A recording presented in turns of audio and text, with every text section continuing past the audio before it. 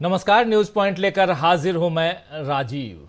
दोस्तों, supreme court से आने वाले फैसले और निर्देश बार बार बीजेपी की मुसीबतें बढ़ा रहे हैं। आप जानते हैं कि कल सुप्रीम कोर्ट ने चुनाव आयोग को ईवीएम से डाटा डिलीट न करने का निर्देश दिया और आज सुप्रीम कोर्ट ने एक कड़ी टिप्पणी की है, जिसमें अदालत ने चुनाव के वक्त की जाने वाली मुफ्त की योजनाओं को गलत बताया है, गलत ठहराया है। कोर्ट ने कहा है कि लोग काम करना नहीं चाहते क्योंकि आप उन्हें मुफ्त राशन दे रहे हैं। कोर्ट ने क्या कहा है कि लोग काम करना नहीं चाहते क्योंकि आप उन्हें मुफ्त राशन दे रहे हैं, बिना कुछ किए उन्हें पैसे दे रहे हैं। हालांकि कोर्ट ने इस टिप्पणी में बीजेपी का नाम नहीं लिया, लेकिन देश जानता है कि मोदी लॉकडाउन के बाद से 5 किलो अनाज देने की स्कीम को किस तरह भुनाते आ रहे हैं और वो इस बात को गर्व से बताते हैं कि 80 करोड़ लोगों को मुफ्त अनाज दिया जाता है। इसके अलावा मध्य प्रदेश से लेकर महाराष्ट्र तक लाडली बहन योजना को बीजेपी ने चुनाव जीतने के लिए तुरूप के इक्के की तरह इस्तेमाल किया। चुनाव आते ही मुफ्त सिलेंडर की बात बीजेपी करने लगती है। और इतना ही नहीं, अगर उत्तर प्रदेश में दिवाली, होली और उधर ईद बकरीद की बात बीजेपी करती है और इसमें मतभेद और भेद करने की कोशिश, मतभेद नहीं बल्कि भेद करने की कोशिश करती है, तो वही बीजेपी अगर जाती है जम्मू कश्मीर चुनाव में तो वहां इसी मौके पर मुफ्त सिलेंडर देने की घोषणा करती है, वादा करती है। ऐसा नहीं है कि बाकी दल इस तरह की घोषणाएं नहीं करते हैं। सभी के घोषणा पत्र में, सभी के मैनिफेस्टो में कुछ ना कुछ मुफ्त की बात होती ही है। लेकिन बीजेपी पिछले 11 सालों से केंद्र की सत्ता में है और मोदी सबसे ज्यादा इस तरह के वादे करते रहे हैं। इसीलिए सुप्रीम कोर्ट की इस टिप्पणी को बीजेपी के लिए झटके की बात की तरह ही देखा जा रहा है। आपको बता दूं कि आज सुप्रीम कोर्ट में जस्टिस BR गवई और जस्टिस ऑगस्टीन जॉर्ज मसीह की बेंच शहरी इलाकों में बेघर लोगों को आसरा दिए जाने की याचिका पर सुनवाई कर रही थी। इस दौरान इन दोनों जजों की बेंच ने क्या कुछ कहा है। इस बेंच ने केंद्र से कहा है, केंद्र सरकार से कहा है कि हम आपकी परेशानी समझते हैं और सराहना करते हैं, लेकिन क्या यह अच्छा नहीं होगा कि आप ऐसे लोगों को मुख्यधारा का हिस्सा बनाएं और उन्हें देश के विकास का हिस्सा बनाएं। ये बात, बहुत बड़ी बात यहां कही है कि हम आपकी परेशानी समझते हैं, केंद्र सरकार को कह रहा है सुप्रीम कोर्ट, और सराहना भी करते हैं आपकी परेशानी और उसके परेशानी के उपाय को दूर करने के लिए। लेकिन क्या ये सही नहीं होगा कि आप इस ऐसे लोगों को जिनको फ्री बीज दे रहे हैं, जिनको आप मुफ्त में अनाज दे रहे हैं या कुछ और दे रहे हैं, उनको मुख्य धारा में लाइए। यह पहली बार नहीं है दोस्तों जब कोर्ट ने फ्री बीज को लेकर सख्त टिप्पणी की है। इससे पहले सुप्रीम कोर्ट ने 9 दिसंबर 2024 को, जी हां, 9 दिसंबर 2024 को केंद्र सरकार को मुफ्त राशन बांटने पर सख्त टिप्पणी की थी। कोर्ट ने उस वक्त कहा था कि कब तक ऐसे मुफ्त राशन बांटा जाएगा, कब तक ऐसे में मुफ्त राशन बांटा जाएगा, सरकार रोजगार के अवसर क्यों नहीं पैदा कर रही, यह भी कोर्ट ने उस समय पूछा था। तब कोर्ट अकुशल मजदूरों को मुफ्त राशन कार्ड दिए जाने से संबंधित मामले पर सुनवाई कर रहा था। इस दौरान केंद्र ने अदालत को बताया था कि राष्ट्रीय खाद्य सुरक्षा अधिनियम 2013 के तहत 81 करोड़ लोगों को मुफ्त या रियायती राशन दिया जा रहा है। पीठ थपथपाती है नरेंद्र मोदी की सरकार, नरेंद्र मोदी खासकर, और भी। इससे पहले 15 अक्टूबर 2024 को सुप्रीम कोर्ट ने फ्री बीज पर केंद्र और इलेक्शन कमीशन EC को नोटिस भेजा था। तब एक याचिका में मांग की गई थी कि चुनाव से पहले मुफ्त योजनाओं के वादे को रिश्वत घोषित किया जाए। चुनाव से पहले जो आप मुफ्त वादा कर रहे हैं, यही फ्री बीज का, इसको रिश्वत घोषित किया जाए। साथ ही चुनाव आयोग ऐसी योजनाओं पर फौरन रोक लगाए। हालांकि हाल के दिल्ली चुनाव और उससे पहले महाराष्ट्र और झारखंड चुनाव में जाहिर हो गया है कि न चुनाव आयोग ऐसी योजनाओं पर रोक लगा पाया है और न ही राजनीतिक दल मुफ्त का लालच जनता को देना रोक रहे हैं। अब देखना होगा कि मोदी सरकार अदालत की इस कड़ी टिप्पणी के बाद और क्या कदम उठाती है। लेकिन सबसे बड़ी चीज है कि यहां मुफ्त की जब बात होती है, एक तरफ नरेंद्र मोदी फ्री बीज को लेकर रेवड़ियां कहकर, आप याद कीजिए, रेवड़ियां कहकर लगातार विपक्ष पर हमला बोलते हैं, और दूसरी तरफ अपने मैनिफेस्टो में, घोषणा पत्र में वैसी तमाम घोषणाएं करते हैं। आप याद कीजिए, जब छत्तीसगढ़ का चुनाव हुआ था, महतारी योजना 1200 रुपए इसकी घोषणा हुई, अखबारों में विज्ञापन छपवा दिए, और उसके बाद आप बीजेपी ने क्या किया कि वहां महिलाओं के नंबर नोट करवा लिए और उन महिलाओं को वोट बैंक का में तब्दील कर दिया। ऐसी बहुत सारी घटनाएं मध्य प्रदेश में हुई, ऐसी ही घटना महाराष्ट्र में हुई और ऐसी ही घटनाओं को अंजाम तक पहुंचाने की कोशिश बीजेपी ने झारखंड चुनाव से पहले किया था।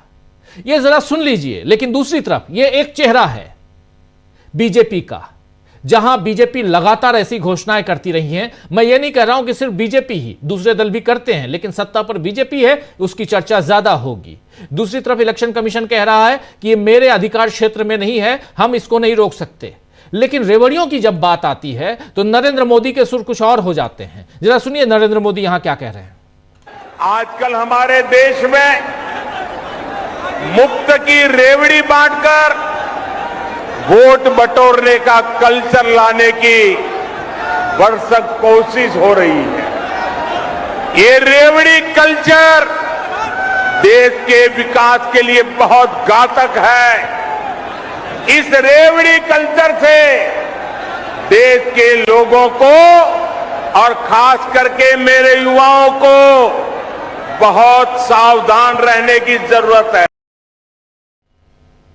रेवड़ी कल्चर बहुत घातक है, युवाओं को खासकर सावधान रहने की जरूरत है, ये नरेंद्र मोदी कह रहे हैं। जहां नरेंद्र मोदी को वही बोलते हैं ना कि मीठा मीठा अच्छा अच्छा जो है वो खुद के लिए, कड़वा कड़वा थू थू जो कहते हैं, ये वही है। तो क्या यहां पर नरेंद्र मोदी अपने हिसाब से भाषण दे रहे हैं? लेकिन नरेंद्र मोदी का दूसरा भाषण सुनिए, जिस भाषण में वो फिर से 80 करोड़ लोगों को जो अनाज दे रहे हैं उस पर अपनी पीठ थपथपा रहे हैं। हाँ, ये हालांकि खाद्य अधिनियम, खाद्य सुरक्षा अधिनियम 2013 के तहत ये सब कुछ दिया जा रहा है, लेकिन पीठ अपनी थपथपाते क्यों हैं ये समझना होगा। और क्या इन लोगों को इन्होंने वोट बैंक में तब्दील कर दिया है? सुन लीजिए जरा कह क्या रहे हैं। और इसलिए भाजपा सरकार ने प्रधानमंत्री गरीब कल्याण अन्न योजना शुरू की। इस योजना की वजह से आज भी छत्तीसगढ़ के लाखों गरीबों को मुफ्त चावल और चना मिल रहा है।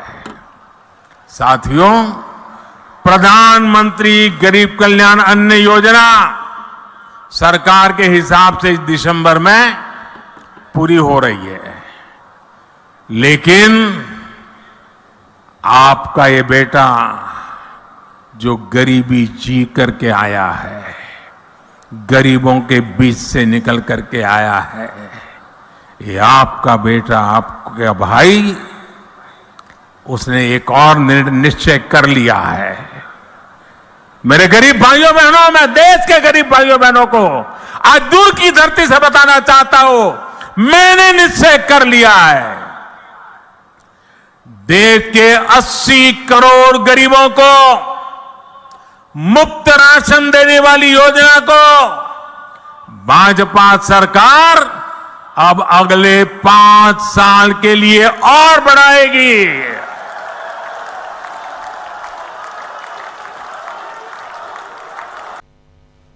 तो सुन लिया, यहां एक तरफ रेवड़ियों की बात करते हैं, दूसरी तरफ गरीब का बेटा जो गरीबी से निकल के आया है। 10 लाख रुपए का सूट बूट वाला, सूट बूट की सरकार, इन्हीं को तो कह रहे थे राहुल गांधी। खैर, नरेंद्र मोदी की कथनी और करनी में कितना फर्क है ये आप सब अच्छी तरह से जानते हैं। इस वक्त नरेंद्र मोदी अमेरिका की यात्रा पर निकल चुके हैं, फ्रांस से रास्ते में हैं, प्लेन में हैं, सो रहे होंगे शायद। लेकिन नरेंद्र मोदी की परेशानियां क्या कम होंगी? नरेंद्र मोदी को अभी और कड़े झटकों का सामना करना होगा। संसद में जिस तरह विपक्ष सरकार को घेर रहा है, उसमें बीजेपी फंस रही है। इधर कल अमेरिका में राष्ट्रपति ट्रंप से नरेंद्र मोदी की मुलाकात होने वाली है और उससे पहले कांग्रेस अध्यक्ष मल्लिकार्जुन खड़गे ने डोनाल्ड ट्रंप से दोस्ती को लेकर मोदी सरकार पर जो तंज कसा है, उसमें भी मोदी परेशान हो सकते हैं, क्योंकि इस बात पर सभी की निगाहें रहेंगी कि हथकड़ियों और जंजीरों में भारतीयों को वापस भेजने पर मोदी किस तरह आपत्ति उठाते हैं। इधर कांग्रेस भी अब चुनावी हार से सबक लेते हुए अपने संगठन को मजबूत करने में जुट गई है और अब राहुल गांधी अपनी टीम बना रहे हैं, ऐसा दिखाई दे रहा है, क्योंकि कल ही ओडिशा के कांग्रेस अध्यक्ष का भार भक्त चरणदास को दिया गया है और इधर आदिवासी कांग्रेस का अध्यक्ष युवा विधायक विक्रांत भूरिया को दिया गया है, बनाया गया है उनको कांग्रेस का आदिवासी कांग्रेस का अध्यक्ष। विक्रांत भूरिया मध्य प्रदेश के हैं, कांतिलाल भूरिया के बेटा।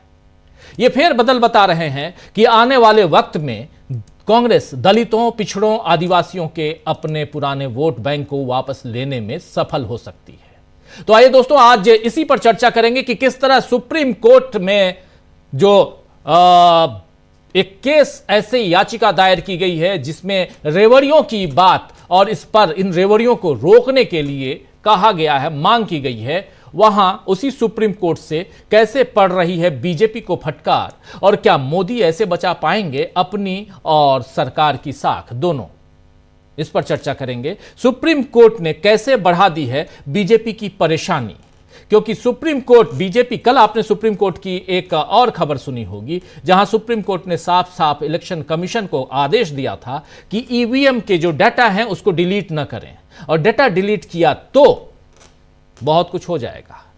लेकिन यहां से लेकर अब आज तक सुप्रीम कोर्ट से, और इसमें भी बीजेपी की परेशानी की बात इसलिए कर रहा हूं क्योंकि इलेक्शन कमीशन की बात आती है, घिरता इलेक्शन कमीशन है, बीजेपी के नेता प्रवक्ता आकर सफाई देते हैं इसलिए, और आज जो कुछ है उसमें भी बीजेपी सामने है। जरा हम अपने तमाम साथियों को स्क्रीन पर लाना चाहता हूं जिनके जरिए इन तमाम बातों की हम चर्चा करेंगे। देखिए, इस वक्त 5 वरिष्ठ साथी जुड़े हुए हमारे साथ। अमलेंदु उपाध्याय जी हैं, प्रशांत टंडन जी हैं, सुनील शुक्ला जी हैं, प्रेम कुमार जी हैं और पंकज चतुर्वेदी जी हैं। आप सभी का स्वागत इस्तकबाल है। स्वागत इस्तकबाल आप तमाम दोस्त, साथी, शुभचिंतक आप सबका, जो अब तक जुड़ चुके हैं उनका भी और जो जुड़ने वाले हैं उनका भी। सीधे आना चाहता हूं प्रेम कुमार जी आपके पास। प्रेम कुमार जी, मुफ्त की रेवड़ियां बंटना बंद होंगी कि नहीं होंगी, ये तो सुप्रीम कोर्ट के ऊपर है, आदेश का इंतजार है, ऑर्डर का। अभी चूंकि सुनवाई चलनी है, लेकिन उससे पहले क्या आपको लगता है कि इतना मात्र से कोई असर पड़ेगा? और अभी तक हालांकि लोग खोज के निकाल रहे हैं कि 70 साल पुराना इतिहास है फ्रीबीज का, लेकिन 70 साल पुराने इतिहास में यह भी है कि अगर मुफ्त की शिक्षा की बात करेंगे तो वो अधिकार है, शिक्षा का अधिकार है, भोजन का भी अधिकार है, लेकिन भुनाने का अधिकार नहीं है। आप उसको भुना रहे हैं, आप उसको रोक सकते थे। गरीबी उन्मूलन करने का अधिकार है, लेकिन कितने गरीबों का उन्मूलन आपने किया? कितनी गरीबी आपने कम की? यूपीए सरकार के समय कितने गरीब थे और अब एनडीए सरकार के सामने कितने गरीब हैं, ये आंकड़े बता रहे हैं। भ्रष्टाचार है, तमाम ऐसी चीजें हैं जहां आप डाउन हैं। उसके बाद सुप्रीम कोर्ट अगर डंडा मारता है तो कोई फर्क पड़ेगा क्या? जी, शुक्रिया राजीव जी। सुप्रीम कोर्ट एक ऐसे समय पर फ्रीबीज की सुनवाई कर रहा है जब फ्रीबीज का फायदा लेने वाली राजनीतिक शक्तियों ने लगातार इसको अपने मकसद से जोड़ते हुए मकसद को पाया है। 8 मार्च से दिल्ली में 2500 रुपए महिलाओं को महिला सम्मान राशि बीजेपी की जो सरकार बन रही है, बनने वाली है, उसको देना होगा। प्रधानमंत्री नरेंद्र मोदी जी ने यह घोषणा की थी कि 8 मार्च से लागू करेंगे। अब बीजेपी इसको अपने तय रोक नहीं पाएगी, तो अब देखिए सुप्रीम कोर्ट ढाल बनकर उनके लिए सामने खड़ा है। फ्रीबीज को जिस तरीके से अपमानित किया जा रहा है और फ्रीबीज को पहचानने के लिए कोई सामने खड़ा नहीं। फ्रीबीज क्या चुनाव के समय में की जाने वाली घोषणाएं ही फ्रीबीज हैं? चुनाव की तैयारी के लिए जो करोड़पतियों के लिए तिजोरियां खोली जाती हैं, उसको फ्रीबीज क्यों नहीं बोल रहे भाई? फ्रीबीज केवल चुनाव में वोट मांगने के लिए जो दिखावे के तौर पर किया जाता है उसको फ्रीबीज बोल रहे हैं, लेकिन चुनाव की तैयारी से पहले जो लूट मचती है देश में, उसको फ्रीबीज क्यों नहीं बोलते? सुप्रीम कोर्ट यहां खामोश क्यों है? इलेक्टोरल बॉन्ड पर सुप्रीम कोर्ट क्यों खामोश है? वो भी तो फ्रीबीज ही था। वो फ्रीबीज का अब दूसरा रूप था। भाई, इलेक्टोरल बॉन्ड के जरिए पैसे कमाए गए, डरा धमका के पैसे लूटे गए। ये क्या था? कौन लिया? किसके पास गया ये धन? कौन लाभुक है? ये जो लाभ का परस्पर संबंध है राजनीतिक दलों का और सत्ताधारी दल का, खासतौर से कैपिटलिस्ट के साथ, ये भी तो चुनाव से जुड़ा हुआ फ्री बीज ही है जो अंदर खाने चलता है। तो फ्री बीज केवल चुनाव जीतने के लिए आप नारे का इस्तेमाल कीजिए और फिर कोर्ट के दरवाजे से उस पर लगाम लगाने का काम किया जाए, तो ये फ्री बीज बोलना जनता के साथ में धोखा करना, उसको दे करके छीन लेने जैसा है। अब बहुत सारे लोग ये कहते हैं कि फ्री बीज से देश बर्बाद हो रहा है, देश में जो है लोग काम करना नहीं चाहते हैं, ये सारी चीजें हैं। लेकिन इसको दो तरीके से समझना पड़ेगा। देखिए, कोरोना काल में 5 किलो अनाज देश की जरूरत थी आम लोगों को, जबकि काम काज छूट रहे थे, नौकरियां जा रही थी, घर में बैठना पड़ रहा था। अगर 5 किलो अनाज का नहीं दिया जाता तो भूख से मरने वालों की संख्या बड़ी होती। और आपने सही कहा कि जो खाद्य सुरक्षा का जो अधिनियम बना था, जिसमें भोजन हमारा अधिकार हुआ, उसके तहत यह संभव हुआ। और इसका श्रेय प्रधानमंत्री मोदी जी का जितना है उससे ज्यादा पूर्व प्रधानमंत्री और दिवंगत डॉक्टर मनमोहन सिंह जी का है, जिनकी वजह से यह संभव हो पाया। लेकिन उसको ठीक चुनाव से पूर्व की बेला में, लोकसभा चुनाव से ठीक पहले जो आपने बाइट सुनाई 23 नवंबर वाली नरेंद्र मोदी जी की, 5 साल के लिए बढ़ा देना, यानी आपके 5 साल के लिए आपको जनादेश मिलना है और 5 साल के लिए आप उसको बढ़ा देते हैं। इसका मतलब है कि आप उस वर्ग के लिए अपनी सरकार की ओर से ऐसा कुछ भी करना नहीं चाहते कि उनको 5 किलो अनाज से अलावा उससे हट करके जीने का अवसर मिल सके। ये गलत है, ये निश्चित रूप से गलत है, दुरुपयोग है। लेकिन कोरोना काल में 5 किलो अनाज दिया जाना कहीं से गलत नहीं हो सकता, ये मेरा कहना है। इसके बाद आज देश में बेरोजगारी है, आप बेरोजगारी भत्ता दीजिएगा तो क्या ये फ्री बीज होगा? आज क्यों नहीं लोग बेरोजगारी भत्ता देने की बात करते हैं? हाँ, चुनाव में वोट लेने के लिए महिलाओं को आप जब देते हैं चुनाव के समय में, तब ठीक है, चुनावी लाभ लेने की कोशिश हो सकती है। लेकिन महिलाओं को दीजिए या बेरोजगारों को दीजिए, इसको एक कैटेगराइज करके, ताकि कोई भूख से न मरे, उसका स्वावलंबन हो, वो देश की मुख्य धारा से जुड़े, इस दिशा में इसको बनाए रखना, बचाए रखना जरूरी है। सुप्रीम कोर्ट जो करने जा रहा है वो ये करने जा रहा है कि वोट के समय तो आपने वोट ले लिया, देश की 29 राज्यों में आप 22-23 राज्य जीत गए, और अब आप अपनी चुनावी वादे को पूरा मत कीजिए, मैं फैसला देता हूं, ये फैसला फ्री बीज है, देश के खिलाफ है। ये अगर देश के खिलाफ था तो आप पनिशमेंट भी साथ में निश्चित कीजिए, अगर देश के खिलाफ था तो। अगर ये फ्री बीज देश के खिलाफ है और राजनीतिक दल ने ऐसा किया है, तो केवल फ्री बीज रोक करके आप उनके चुनावी मकसद को पूरा भी कर रहे हैं और चुनाव के बाद के मकसद को भी पूरा कर रहे हैं। चुनाव के बाद के मकसद को पूरा कर रहे हैं। इसलिए सुप्रीम कोर्ट को यह तय करना, अगर गलत है तो गलत करने वाले को सजा दो, अगर नहीं दे सकते तो फालतू की बातें बंद करो। भाई, आप चुनाव चोरी करने वाले को पकड़ लेते हैं और चुनाव जो चोरी कर रहा है उसको सजा नहीं देते हैं। आप फ्री बीज देने वाले, फ्री बीज को गलत बता देते हैं और गलत करने वाले को बचा देते हैं।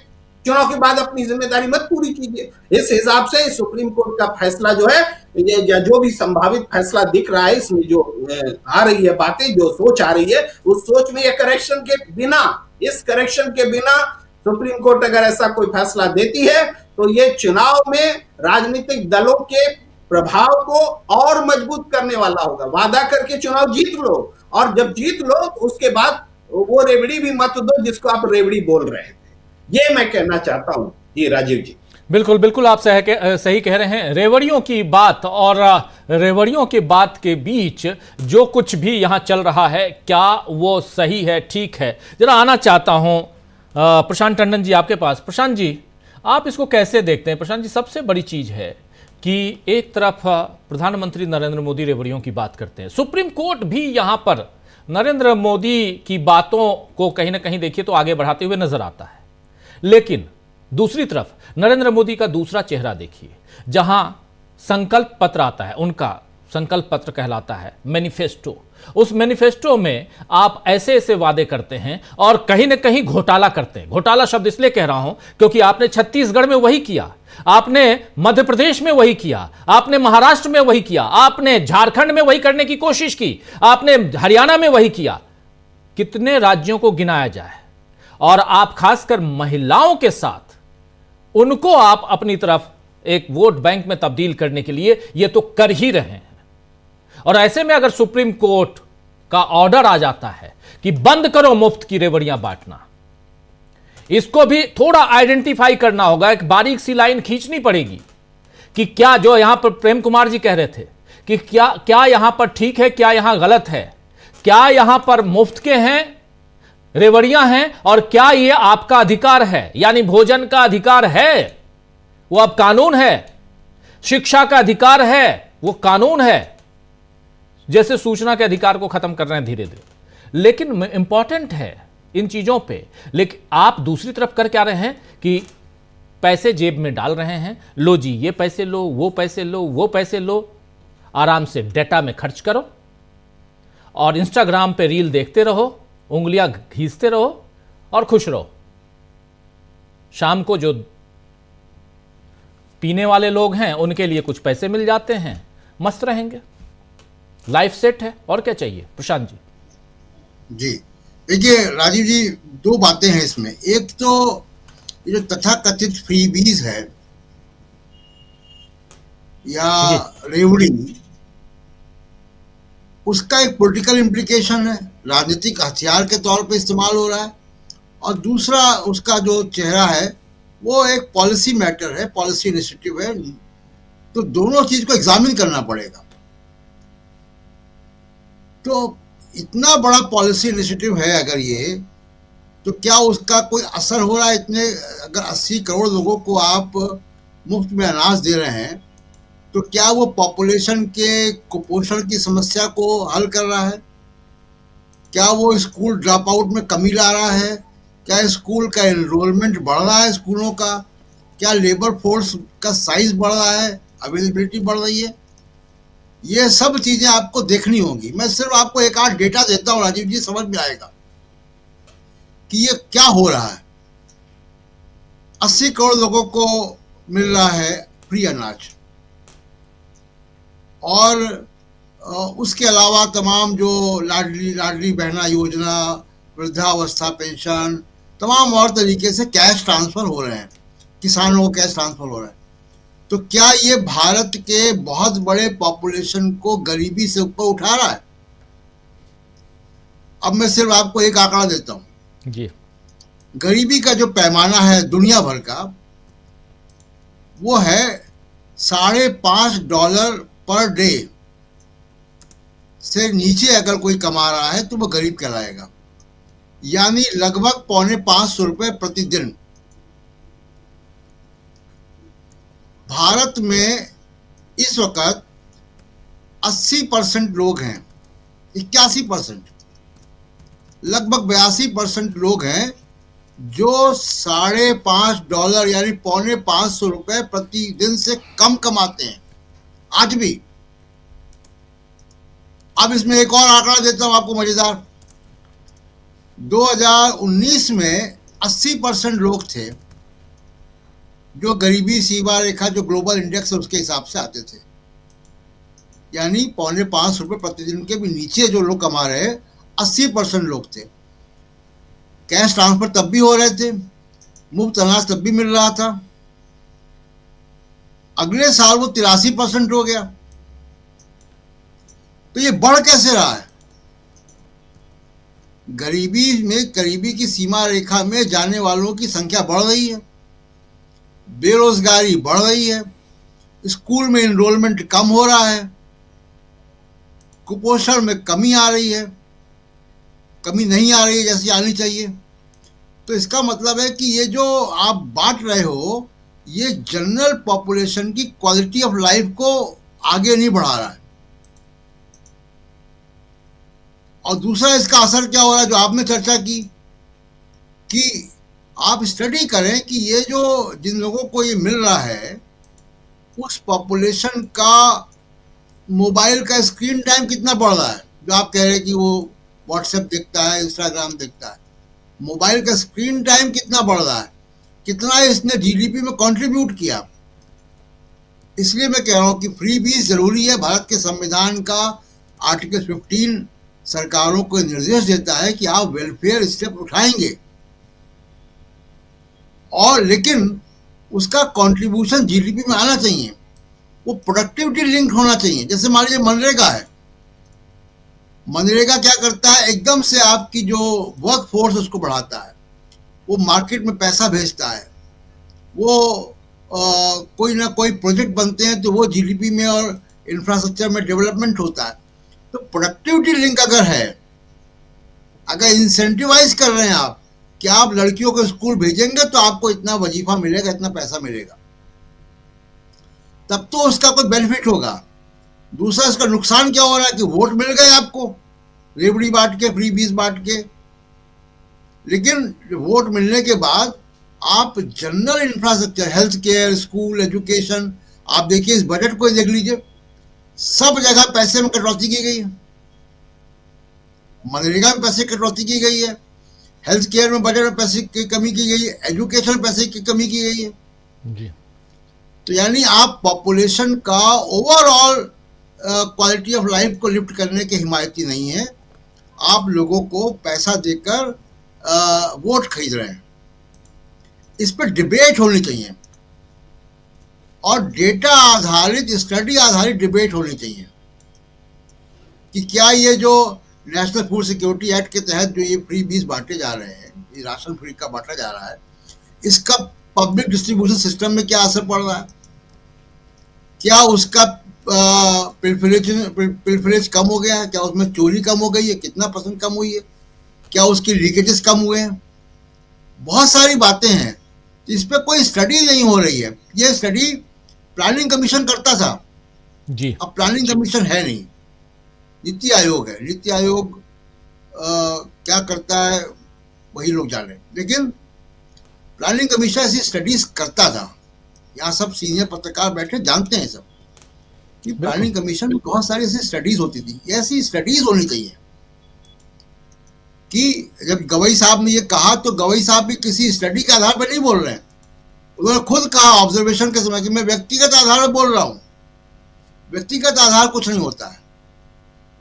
जब तक उनको ये करना चाहिए सुप्रीम कोर्ट को अब कि अब इसमें आप नीति आयोग को या किसी और संस्था को, नेशनल फैमिली सर्वे को आप एक आदेश दें कि आप 6 महीने के अंदर एक स्टडी करके लाओ कि इसका स्कूल एनरोलमेंट में, पब्लिक हेल्थ में, पीडीएस सिस्टम में, लीकेजेस में, किस किस चीज में इसका जो है कंट्रीब्यूशन कितना है।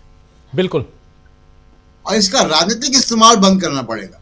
जी बिल्कुल, आप सही कह रहे हैं। राजनीतिक इस्तेमाल जो है मेनली यही है, दिक्कत यहीं पे है कि राजनीतिक इस्तेमाल आप कर रहे हैं। आप कर क्या रहे हैं, आप सीधे सीधे चुनाव से पहले घोषणा करते हैं और उसके इर्द गिर्द आप 6 महीने से लग जाते हैं उन राज्यों में जहां पर चुनाव होने हैं और वहां ऐसी घोषणाओं को करने की कोशिश करते हैं। और खासकर अब सबसे सॉफ्ट टारगेट में आप महिलाओं को रख रहे हैं। हर जगह देखिए लाडली बहन योजना से, क्या पंकज चतुर्वेदी जी बिल्कुल सही कह रहा हूं, क्योंकि आप छत्तीसगढ़ को देखिए, मध्य प्रदेश को देखिए, मध्य प्रदेश में लाडली बहन योजना और उससे धीरे धीरे धीरे धीरे उसको आगे किस ढंग से बढ़ाया गया। महाराष्ट्र को देख लीजिए, आप उधर झारखंड में देख लीजिए, कर्नाटक देख लीजिए, आप दूसरे हर राज्य में, दिल्ली देख लीजिए, दिल्ली में भी जो प्रेम कुमार जी बता रहे थे। तो ये जो है आप उत्थान करने की कोशिश कर रहे हैं, महिलाओं को हो, युवाओं को हो, बुजुर्गों का हो, जो भी है आप कीजिए। तो पब्लिक वेलफेयर स्कीम की बात जो कर रहे थे प्रशांत टंडन जी, बिल्कुल सही, आप लेके आइए, लेकिन कम से कम कहीं लेखा जोखा तो होना चाहिए। आपने कितने लोगों को अपलिफ्ट किया ये पूछा तो जाएगा, या सिर्फ खर्च करते जाएंगे। और अब अगर यह आदेश आ जाता है, सपोज पंकज जी यह आदेश आ जाता है कि सुप्रीम कोर्ट कह देता है कि बंद करो ये सब, तब क्या? देखिए, मुझे ये एक ओरल ऑब्जर्वेशन है, मुझे नहीं लगता है कि आदेश बन पाएगा। एक चीज आपको बताऊं, मध्य प्रदेश की मैं आपको घटना बताऊं। मध्य प्रदेश में चुनाव हुए 1 साल हो रहे हैं, वहां पर चुनावी घोषणा पत्र में कहा गया था कि अब लाडली बहनों को 3000 रुपए मिलेंगे, लेकिन अभी भी 1250 मिल रहे हैं।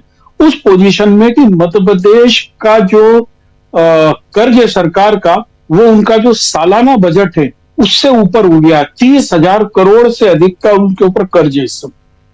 और अभी उसके कारण वहां पर बहुत सारी योजनाएं, जैसे विधवाओं की पेंशन वहां बंद हो गई, कई ऐसी योजनाएं जिन पर उसका असर पड़ रहा है। अब आपको बताऊं कि खासतौर अन्न की मैं बात करूं, अन्न अकेले एक राजनीतिक हथियार नहीं है, ये राजनीतिक दलों की कमाई का जरिया है। बहुत स्पष्ट रूप से आपको बताऊं, जिस नवंबर में नरेंद्र मोदी जी फ्रीबीज की बात कर रहे थे, उसी नवंबर में एक इंडियन थिंक टैंक के Indian council for research on international economics relation, ICRIER, उसकी एक रिपोर्ट आई थी जिसके ऊपर मीडिया चुप रहा। उस रिपोर्ट में बताया गया था कि इस देश में जो मुफ्त में अनाज बट रहा है उसका 28% अनाज बेनिफिशियरीज तक जा ही नहीं रहा है, और उसका जो भ्रष्टाचार है वो 69,000 करोड़ रुपए का है। और इस बेनिफिशरीज को अनाज ना पहुंचने का जो सबसे बड़ा राज्य है वो उत्तर प्रदेश है। वहां पे 33% लोगों को अनाज नहीं पहुंच रहा है। और उत्तर प्रदेश में तो आपको ध्यान होगा शायद 2002 से 2009 तक 75 जिलों में पीडीएफ का अनाज ट्रेनों में लदकर अफ्रीका से लेकर और बांग्लादेश तक गया। वो 30,000 करोड़ रुपए का जो भ्रष्टाचार था उस पर हाई कोर्ट में रिट लगी। हाई कोर्ट में गवर्नमेंट ने बोला कि हमारे पास में इतनी मशीनरी नहीं है कि हम इतनी लोग जांच कर सकें, क्योंकि इसमें न जाने कितने हजार मुकदमे कायम होंगे, 150 से ज्यादा कलेक्टर उसमें गिरफ्तार होंगे। तो वो जो भ्रष्टाचार था 30,000 करोड़ रुपए का, अब ये 69,000 करोड़ रुपीस पर ईयर, केवल ये कहां जाता है पैसा?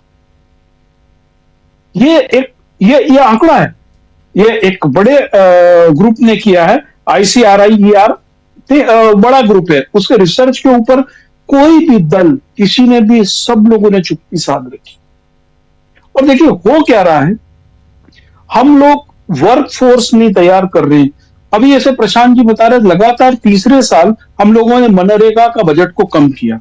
मनरेगा एक ऐसी योजना थी, उसके अंदर हो सकता है थोड़ा बहुत लूज पोल हो, लेकिन उसके बावजूद रूरल एरिया में, ग्रामीण एरिया में उसका जो पैसा है छोटे दुकानदारों और बहुत ही निम्न मध्यम वर्ग के लोगों तक जा रहा था, और उससे उनकी एक आर्थिक स्थिति सुदृढ़ हो रही थी।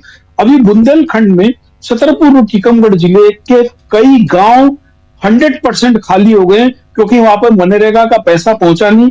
लोग अब पलायन कर रहे हैं वहां से रोजगार के लिए, क्योंकि इस बार पानी का संकट भी है। देखिए ये अकेले जो फ्रीबीज की जो बात चल रही है, फ्रीबीज हर समय आदमी को एक जड़ बना रही है। मैं बस्तर का आपको उदाहरण बताऊं, बस्तर में जगदलपुर शहर में आपको लेबर नहीं मिलेगी, जबकि आदिवासी इतना मेहनती होता था, वो 20 किलोमीटर दूर से लकड़ी काट के लाता था, 25 किलोमीटर दूर से अंडे लेके आता था, शहर में बेचता था। लेकिन अब उसे 35 किलो अनाज, एक गाय, ट्रांजिस्टर, साइकिल, मऊआ लहान और कुछ पैसा भी मिल रहा है, और वो अनाज में से आधा हिस्सा बेच देता है, उसकी वो ठेके से शराब पीता है। वो भी नहीं कि अपनी शराब बनाए। अब वहां पर क्या है कि जितने भी आबकारी के ठेकेदार है, उनका इंटरेस्ट चाहिए कि ये सब योजनाएं चलती ना, आदमी निकम्मा आराम से बैठा रहे। क्योंकि देखिए भारत की जो ताकत है वो मशीन नहीं है, भारत की ताकत ह्यूमन रिसोर्स है, मानव संसाधन है। मानव संसाधन का मतलब अकेले आप सर्विस सेक्टर या टेक्निकल सेक्टर नहीं है। हम जितनी हमारी वर्कफोर्स है उसको किस तरीके से इस्तेमाल कर रहे हैं। हमारे पास चाइना, ताइवान के सामने उदाहरण है। वो लोग कपड़ा खरीदते हैं, हजारों लोगों को बिठाते हैं, शर्ट बनाओ, पैंट बनाओ, भारत श्री के बाजार में, थर्ड वर्ल्ड के बाजार में वो सस्ते में बेच देते हैं। उनको उसमें जरूर घाटा लगता है, लेकिन एक तो उनको फॉरेन करेंसी आती, दूसरा जो उनका वर्क फोर्स है वो 100% व्यस्त रहता है। हम लोग अपने वर्क फोर्स को व्यस्त नहीं कर रहे। हुआ ये है, आपको बताओ, जहां जहां भारतीय जनता पार्टी 5 साल से ज्यादा सत्ता में रही, उन्होंने हर जगह भजन मंडली, खेल मंडली, 100 मीटर लंबी चुनरी निकालना, सब त्योहार मनाना, गणपति मनाना, ये मनाना, ये सब करके एक पूरी निकम्मों की फौज तैयार कर दिए, जो शहर के अंदर केवल जिसको कहते हैं लंपेन ग्रुप है। उनका धर्म से कोई वास्ता नहीं है, समाज से कोई वास्ता नहीं है, वो केवल छोटे छोटे इन्हीं कामों में लगे रहते हैं। अनाज इधर का उधर कर दिया, कहीं पे छोटी मोटी ठेकेदारी कर ली, और इस सब का कारण है कि उनको कहीं ना कहीं से इस जरियों से पैसा मिल रहा है। आप सोचिए कि एक राज्य का बजट से ज्यादा उसका उधार है, उसकी योजनाएं नहीं चल रही हैं। और ये अकेले मध्य प्रदेश नहीं, ये हर राज्य की स्थिति है। और आप देख लीजिए, जो ये प्रेम जी कह रहे थे, मुझको इसमें बहुत कुछ बल मिल रहा है कि अब ये फंसे मिल रहे हैं, क्योंकि बजट कहां से बढ़ाएंगे। सेंट्रल बजट में आप देख लीजिए, स्टेट्स की राज्यों को मिलने वाले इन मदों के बजट में कोई बढ़ोतरी नहीं हुई है। अब इसका एक ही तरीका बचता है कि कोई जुडिशरी से कोई गाइडलाइन ले ली जाए और उसके बाद में इसको रोक दिया जाए। बोला भाई हम तो चाहते थे लेकिन कोर्ट ने मना कर दिया। जी बिल्कुल आप सही कह रहे हैं, बिल्कुल सही कह रहे हैं। जुडिशरी से क्या वो ऑर्डर पास होने वाला है? और सबसे बड़ी चीज़ है कि क्या फ्रीबीज, रेवड़ियाँ, मुफ्त के जो रकम हो, अनाज हो या कुछ और हो, ये सब अगर रोक दिए जाएं तो पब्लिक वेलफेयर के नाम पर क्या होगा? और दूसरी चीज़, सियासत कैसे चमकेगी? दो अलग अलग चीज़ें हैं। आर्टिकल 15 और उसके अलावा, यानी भारत का जो संविधान है वो जो कहता है, और उसके अलावा कुछ ऐसी चीज़ें भी हैं जो आपको रोजी रोटी रोजगार की बात करती हैं, और ये संविधान भी कहता है।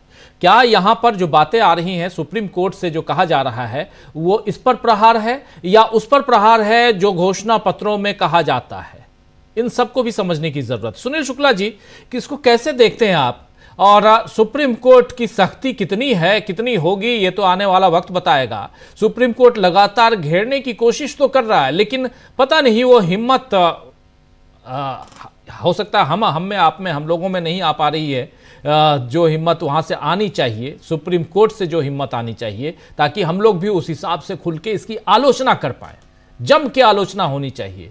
चाहे इलेक्शन कमीशन की बात हो, अभी इलेक्शन कमीशन में एक 19 तारीख को, इसी 19 फरवरी को चुनाव आयुक्तों की नियुक्ति पर जो याचिका लगी है उस पर भी सुनवाई होनी है। इसी महीने 19 तारीख को चुनाव आयुक्तों की नियुक्ति से जैसे सीजेआई को हटाया गया है, तो ये देखिए, फ्री बीज की बात हो, चुनाव आयुक्तों की नियुक्ति की बात हो, चाहे इलेक्ट्रॉनिक वोटिंग मशीन की बात हो, जिस पे कल हम लोगों ने काफ़ी चर्चा कर ली है, ये सब ऐसे मसले हैं जो हमसे, आपसे, देश की जनता से जुड़े हुए मुद्दे हैं।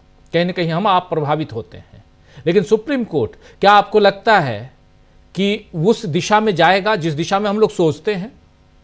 और अगर उस दिशा में गया तो फिर देश की राजनीतिक सियासत किस दिशा में जाते हुए आप देखेंगे? धन्यवाद राजीव जी। फ्री बीज की बात, चाहे चुनाव में अनियमितताओं की बात, चाहे चुनाव के पारदर्शी न होने की बात, चाहे निर्वाचन आयोग की गतिविधियों को लेकर के कितने मामले सुप्रीम कोर्ट के पास गए। सुप्रीम कोर्ट ने सुनवाई के दौरान जो टिप्पणियां की, उनको अपने आदेश में कितना शामिल किया। इस सुप्रीम कोर्ट, आप किसी घटना को आप ले लीजिए, आखिर, और सरकार की जहां तक आपने बात की कि सुप्रीम कोर्ट के इस आदेश को भारतीय जनता पार्टी कितना मानेगी। जो सरकार निर्वाचन आयोग को अपने मुट्ठी में करना चाहती हो, उस सरकार से आप क्या उम्मीद करते हैं कि वो चुनाव की शुचिता को, उसकी शास्त्रीयता को बनाए रखने के लिए कोई प्रतिबद्धता उसके अंदर हो सकती है क्या? एक स्वतंत्र और निष्पक्ष, पारदर्शी और संवैधानिक निर्वाचन आयोग को स्वीकार करने के लिए जो सरकार न हो, क्यों आपको निर्वाचन आयुक्तों के लिए, निर्वाचन आयुक्तों की नियुक्ति के लिए बनने वाले कॉलेजियम में सरकार का प्रभुत्व चाहिए? क्यों नहीं सरकार कहती है कि ऐसा कॉलेजियम बनाया जाएगा जिसमें सरकार का कोई व्यक्ति नहीं होगा, सर्वोच्च न्यायालय जिसको चाहे उसको नियुक्त कर दे जी। एक ऐसी कमेटी बनाई जाए जिसमें सरकार केवल का प्रतिनिधित्व हो, निर्णायक इस भूमिका उसकी न हो। अगर आप एक पारदर्शी सरकार, अगर निर्वाचन चाहते हैं, अगर आप निर्वाचन में की प्रक्रिया में सुधार चाहते हैं, चुनाव में जिस सुधार की बात की जाती रही है उसको आप लागू करना चाहते हैं, आप चाहते हैं कि सभी राजनीतिक दलों को समान अवसर मिले, ये तो कहीं से नहीं दिखाई पड़ता। जब निर्वाचन आयोग पे जो उठने वाले सवाल हैं, जिन सवालों के साथ एक राजनीतिक दल के रूप में भारतीय जनता पार्टी को खड़ा होना चाहिए, वो निर्वाचन आयोग की प्रवक्ता बन जाती है। जो आरोप निर्वाचन आयोग के ऊपर लग रहे हैं, निर्वाचन आयोग उसका जवाब दे। निर्वाचन आयोग के पहले भारतीय जनता पार्टी खड़ी हो जाती है उन चीजों का सफाई देने के लिए। फ्री बीज को लेकर के किसी भी लोक कल्याणकारी राज्य में जो लोग अशक्त हैं, साधनहीन हैं, उनके सामने तमाम तरह की समस्याएं हैं, अपने नागरिकों के हितों की चिंता करना किसी भी लोक कल्याणकारी राज्य की जिम्मेदारी है और संविधान के नीति निर्देशक तत्वों में कहा भी गया है। लेकिन इसका मतलब थोड़ा है कि उनके आड़ में केवल आप एक एजेंडा लागू करते जाइए और चुनाव को प्रभावित करने के लिए अपने कार्यक्रमों की घोषणा करते जाइए लोक कल्याण के नाम पर। हर दौर में इस देश में जब सूखा पड़ा, बाढ़ आई, रोजगार के अवसर ग्रामीण क्षेत्रों में या कृषि क्षेत्र में रोजगार के अवसर कम हुए, सरकारों ने तमाम तरह की योजनाएं चालू की। हम बहुत अपने बचपन में मैंने देखा था कि इसी कांग्रेस की सरकार में काम के बदले अनाज शुरू हुआ था। पिछले दिनों के यूपीए सरकार में भी स्वच्छता के कार्यक्रम, ये इंदिरा गांधी आवास योजना, कितने कार्यक्रम चले। लेकिन सवाल यह था कि आपका कार्यक्रम चलाने का तरीका क्या है, इस सरकार का कार्यक्रम चलाने का तरीका क्या है। चुनाव के ऐन मौके पर महाराष्ट्र सरकार ने लाडली बहना योजना लागू कर दिया और एडवांस किस्तें जमा कर दी। यह तो लोक कल्याण नहीं हुआ, इसमें तो तत्काल रोक लगनी चाहिए थी। अगर आप लाडली बहना योजना के तहत उपयुक्त लोगों को, महिलाओं को आप कोई आर्थिक सहायता देना चाहते थे तो जब उसका समय आएगा तब देंगे ना, कि 4 महीने का एडवांस, मतलब महीना भी आएगा, आपकी सरकार रहेगी चाहे नहीं रहेगी, उसको आप दे देंगे और आप इसको सुनने के लिए तैयार नहीं होंगे। उसको रोकने के लिए कोई वैधानिक कार्रवाई भी नहीं होगी। इस नियत के साथ अगर आप फ्री बीज बांटते हैं, वो तो कहीं से उचित नहीं है। और फ्री बीज कहीं से भी किसी भी राज्य के लिए, किसी भी देश के लिए उसकी अर्थव्यवस्था को बेहतर नहीं करता जी। ऐसा कोई भी पैसा जो व्यक्ति के जीवन को प्रभावित न करता हो और अर्थव्यवस्था में उसका योगदान न होता हो, उसका कोई मतलब नहीं है। आप किसान सम्मान निधि दे रहे हैं 6,000 रुपए की, 500 रुपए महीने में कौन सा किसान क्या कर लेगा? इस रुपए से तो जितना आप सम्मान निधि का हल्ला करते हैं, उसमें तो कृषि जगत में तो क्रांति हो जानी चाहिए थी। फिर अगर वो अपने सम्मान निधि से संतुष्ट किसान है तो फिर वो क्यों मांग रहा है कि एमएसपी हमको कानूनी दर्जा दीजिए? उसको लगता है कि किसान सम्मान निधि उसके मतलब की चीज नहीं है, उससे उसके जीवन में कोई सुधार होने वाला नहीं है। कृषि के लिए किसी के उपयोग में आने वाली जो चीजें हैं उसका भी वह उस पैसे से खरीदारी नहीं कर सकता, उसे उपयोग नहीं कर सकता। तो ये एक बहुत ही आसान सा तरीका हो गया है गवर्नेंस का, कि गवर्नेंस के नाम पर केवल मुफ्त में चीजें बांट दो। अगर आपके पास सरकार है तो आप बांटते रहिए और उसके नाम पर आप वोट ले लीजिए, और बाकी चीजों पे कुछ करने की आवश्यकता है नहीं। इस लोगों की क्रय शक्ति कैसे बढ़ेगी, किसानों को पैसा की आमदनी कैसे बढ़ेगी, बाजार में मांग कैसे बढ़ेगी, जीवन के जौने पक्ष कैसे प्रभावित होंगे, ये कहां सरकार की चिंता है।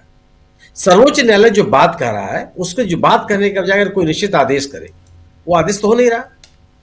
कब किसी मसले पर कोई आदेश नहीं हुआ। अगर वो आदेश करे और अगर आप बात करें तो बड़ी बहस लंबी जाएगी। यही राजनीतिक दल कहने लगे कि किसी भी राजनीतिक दल को उसके चुनावी घोषणाओं से आप कैसे रोक सकते हैं। लेकिन सवाल है कि चुनावी घोषणाओं में क्या चीजें शामिल होनी चाहिए। क्या अपने चुनावी घोषणाओं को लागू करने की कानूनी बाध्यता राजनीतिक दलों के पास नहीं होनी चाहिए।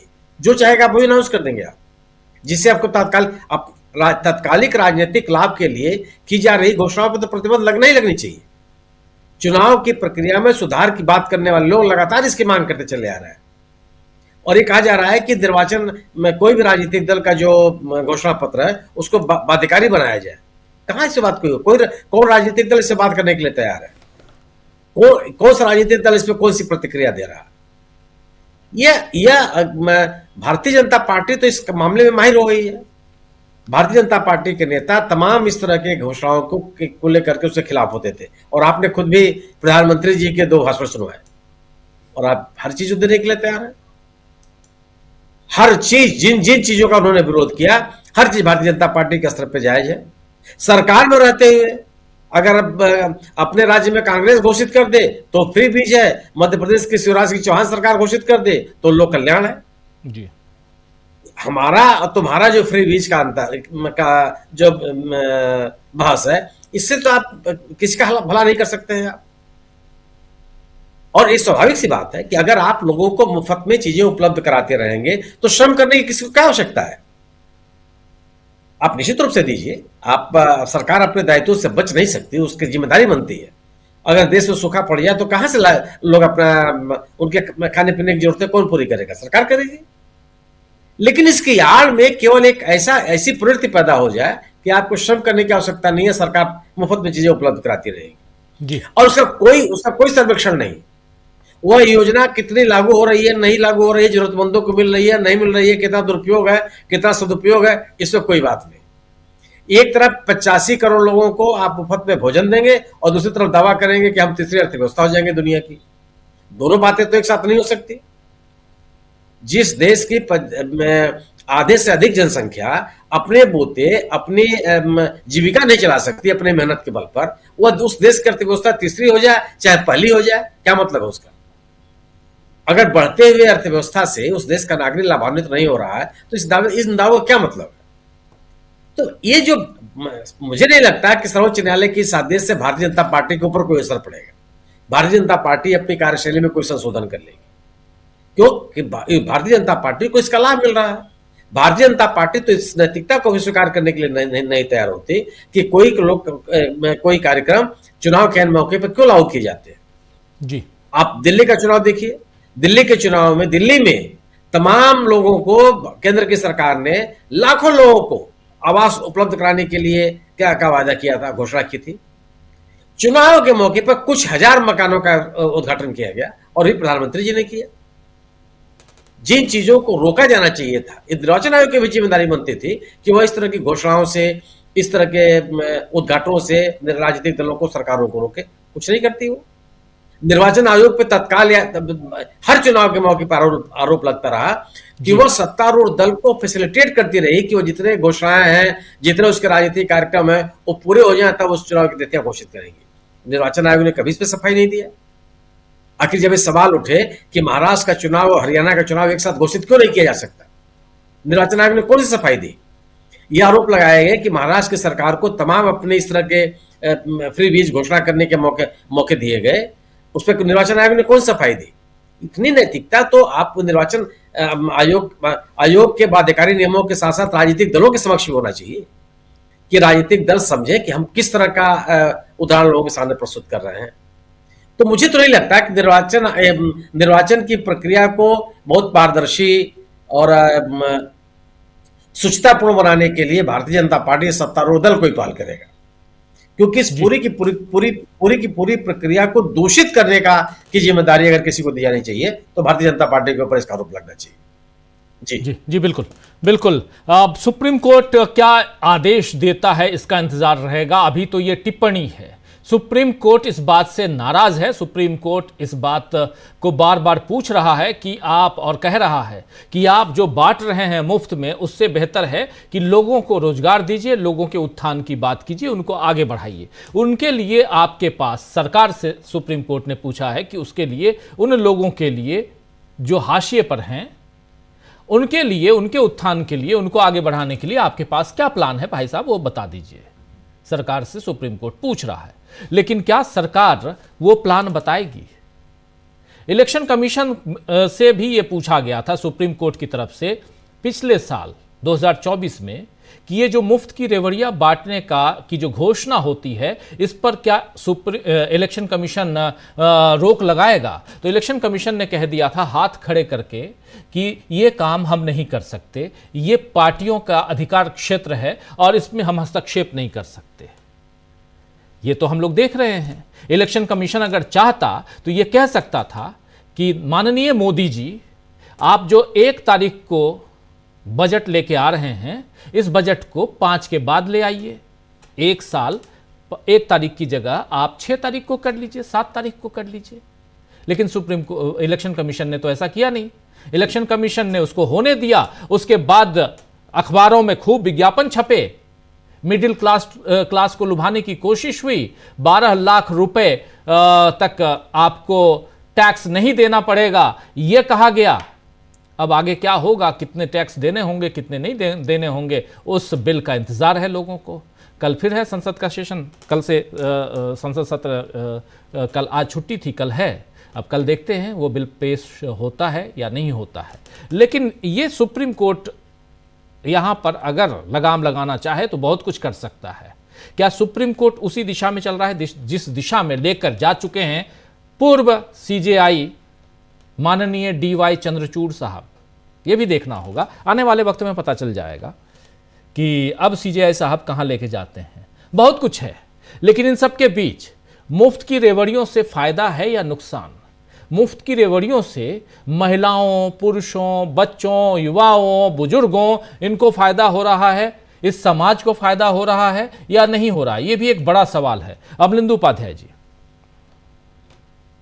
देखिए राजीव जी, सवाल यह है कि जो सरकार लागू करती है चीजों को, या जो राजनीतिक दल की घोषणा करता है, वो जब सत्ता में आता है तो उसका इन योजनाओं को लागू करने का उद्देश्य क्या होता है? क्या वोट कमाना उद्देश्य है? तो जाहिर सी बात है कि योजना वोट कमाने के लिए होंगी तो उसके नुकसान होंगे। लेकिन अगर वास्तव में समाज का उत्थान और समाज के एक तबके को ऊपर उठाकर लेकर आना, यदि ये उद्देश्य है तो उसमें सफल भी हो सकता है। लग्जमबर्ग राजीव जी दुनिया के सबसे अमीर देशों में है और 2020 से वहां सभी तरीके के पब्लिक ट्रांसपोर्ट फ्री है, रेल, बस, सब कुछ देश के अंदर। देश के आप बाहर जाएंगे तब आपको देना पड़ेगा, लेकिन यदि आप देश के अंदर कहीं यात्रा करते हैं तो आपके लिए सब कुछ फ्री है। तो ये है कि आप किस उद्देश्य से इसको लागू कर रहे हैं। चूंकि वहां 6 लाख की आबादी है, 4 लाख गाड़ियां थी, सड़कों पे जाम लगा करता था, तो उसके लिए रास्ता निकाला गया, वहां कामयाब हुआ। अब लोग निकलते हैं आराम से गाड़ियां छोड़ के और पब्लिक ट्रांसपोर्ट का इस्तेमाल करते हैं। तो सवाल यही है कि सरकार अगर इसको लागू करना चाहती है और ये कर देती है तो उसका उद्देश्य क्या है? अब जैसा कि वो खाद्य सुरक्षा अधिनियम है, उसको लागू करने का उद्देश्य क्या था? लागू करने का उद्देश्य यही था कि जब भुखमरी से खबरें आती थी, साहब भुखमरी से मौतें हो गई हैं, तो उसको रोकने के लिए कि ये व्यक्ति का अधिकार हो कि उसे भूख से जान ना देनी पड़े, इसलिए वो लेकर आया गया था। और उसी के तहत सरकार जो थी बाध्य हुई कि कोरोना काल में जब लोगों का रोजगार छिन चुका है, दिहाड़ी मजदूरों की मजदूरी जा चुकी है, हाथ में पैसा नहीं है, अस्पताल जाने के लिए भी पैसा नहीं है, ऐसे में अगर इस तरह की खबरें आने लग जाएंगी तो फिर क्या देश का हाल होगा? यानी कि स्थिति जो कोरोना से मरने वालों की है उससे ज्यादा संख्या भुखमरी से मरने वालों की हो जाएगी, क्योंकि मोदी जी ने बिना कुछ सोचे समझे लॉकडाउन अचानक लागू कर दिया था और फिर लगातार वो बढ़ता रहा। तो उससे उस समय वो एक आवश्यकता थी। अगर वो खाद्य सुरक्षा अधिनियम नहीं होता तो ये सरकार किसी हाल में लागू नहीं करती, उसको 5 किलो अनाज की घोषणा नहीं करती, भले ही उसको आगे बढ़ाया जाना है। अब उससे लगा ये सरकार को, खासतौर से भारतीय जनता पार्टी हो, कि ये शायद हमारे लिए एक राजनीतिक वोट कमाने का एक यंत्र मिल गया है और इससे हम ऐसा कर सकते हैं। और जैसा कि तमाम राजनीतिक विश्लेषकों ने, अखबारों ने, मीडिया ने सबने कहा कि साहब वो भारतीय जनता पार्टी को उत्तर प्रदेश के चुनाव में लाभार्थी वर्ग से बड़ा फायदा हुआ। तो ये लाभार्थी वर्ग जो शब्द निकाला गया, ये जो था वो इसने नुकसान किया है।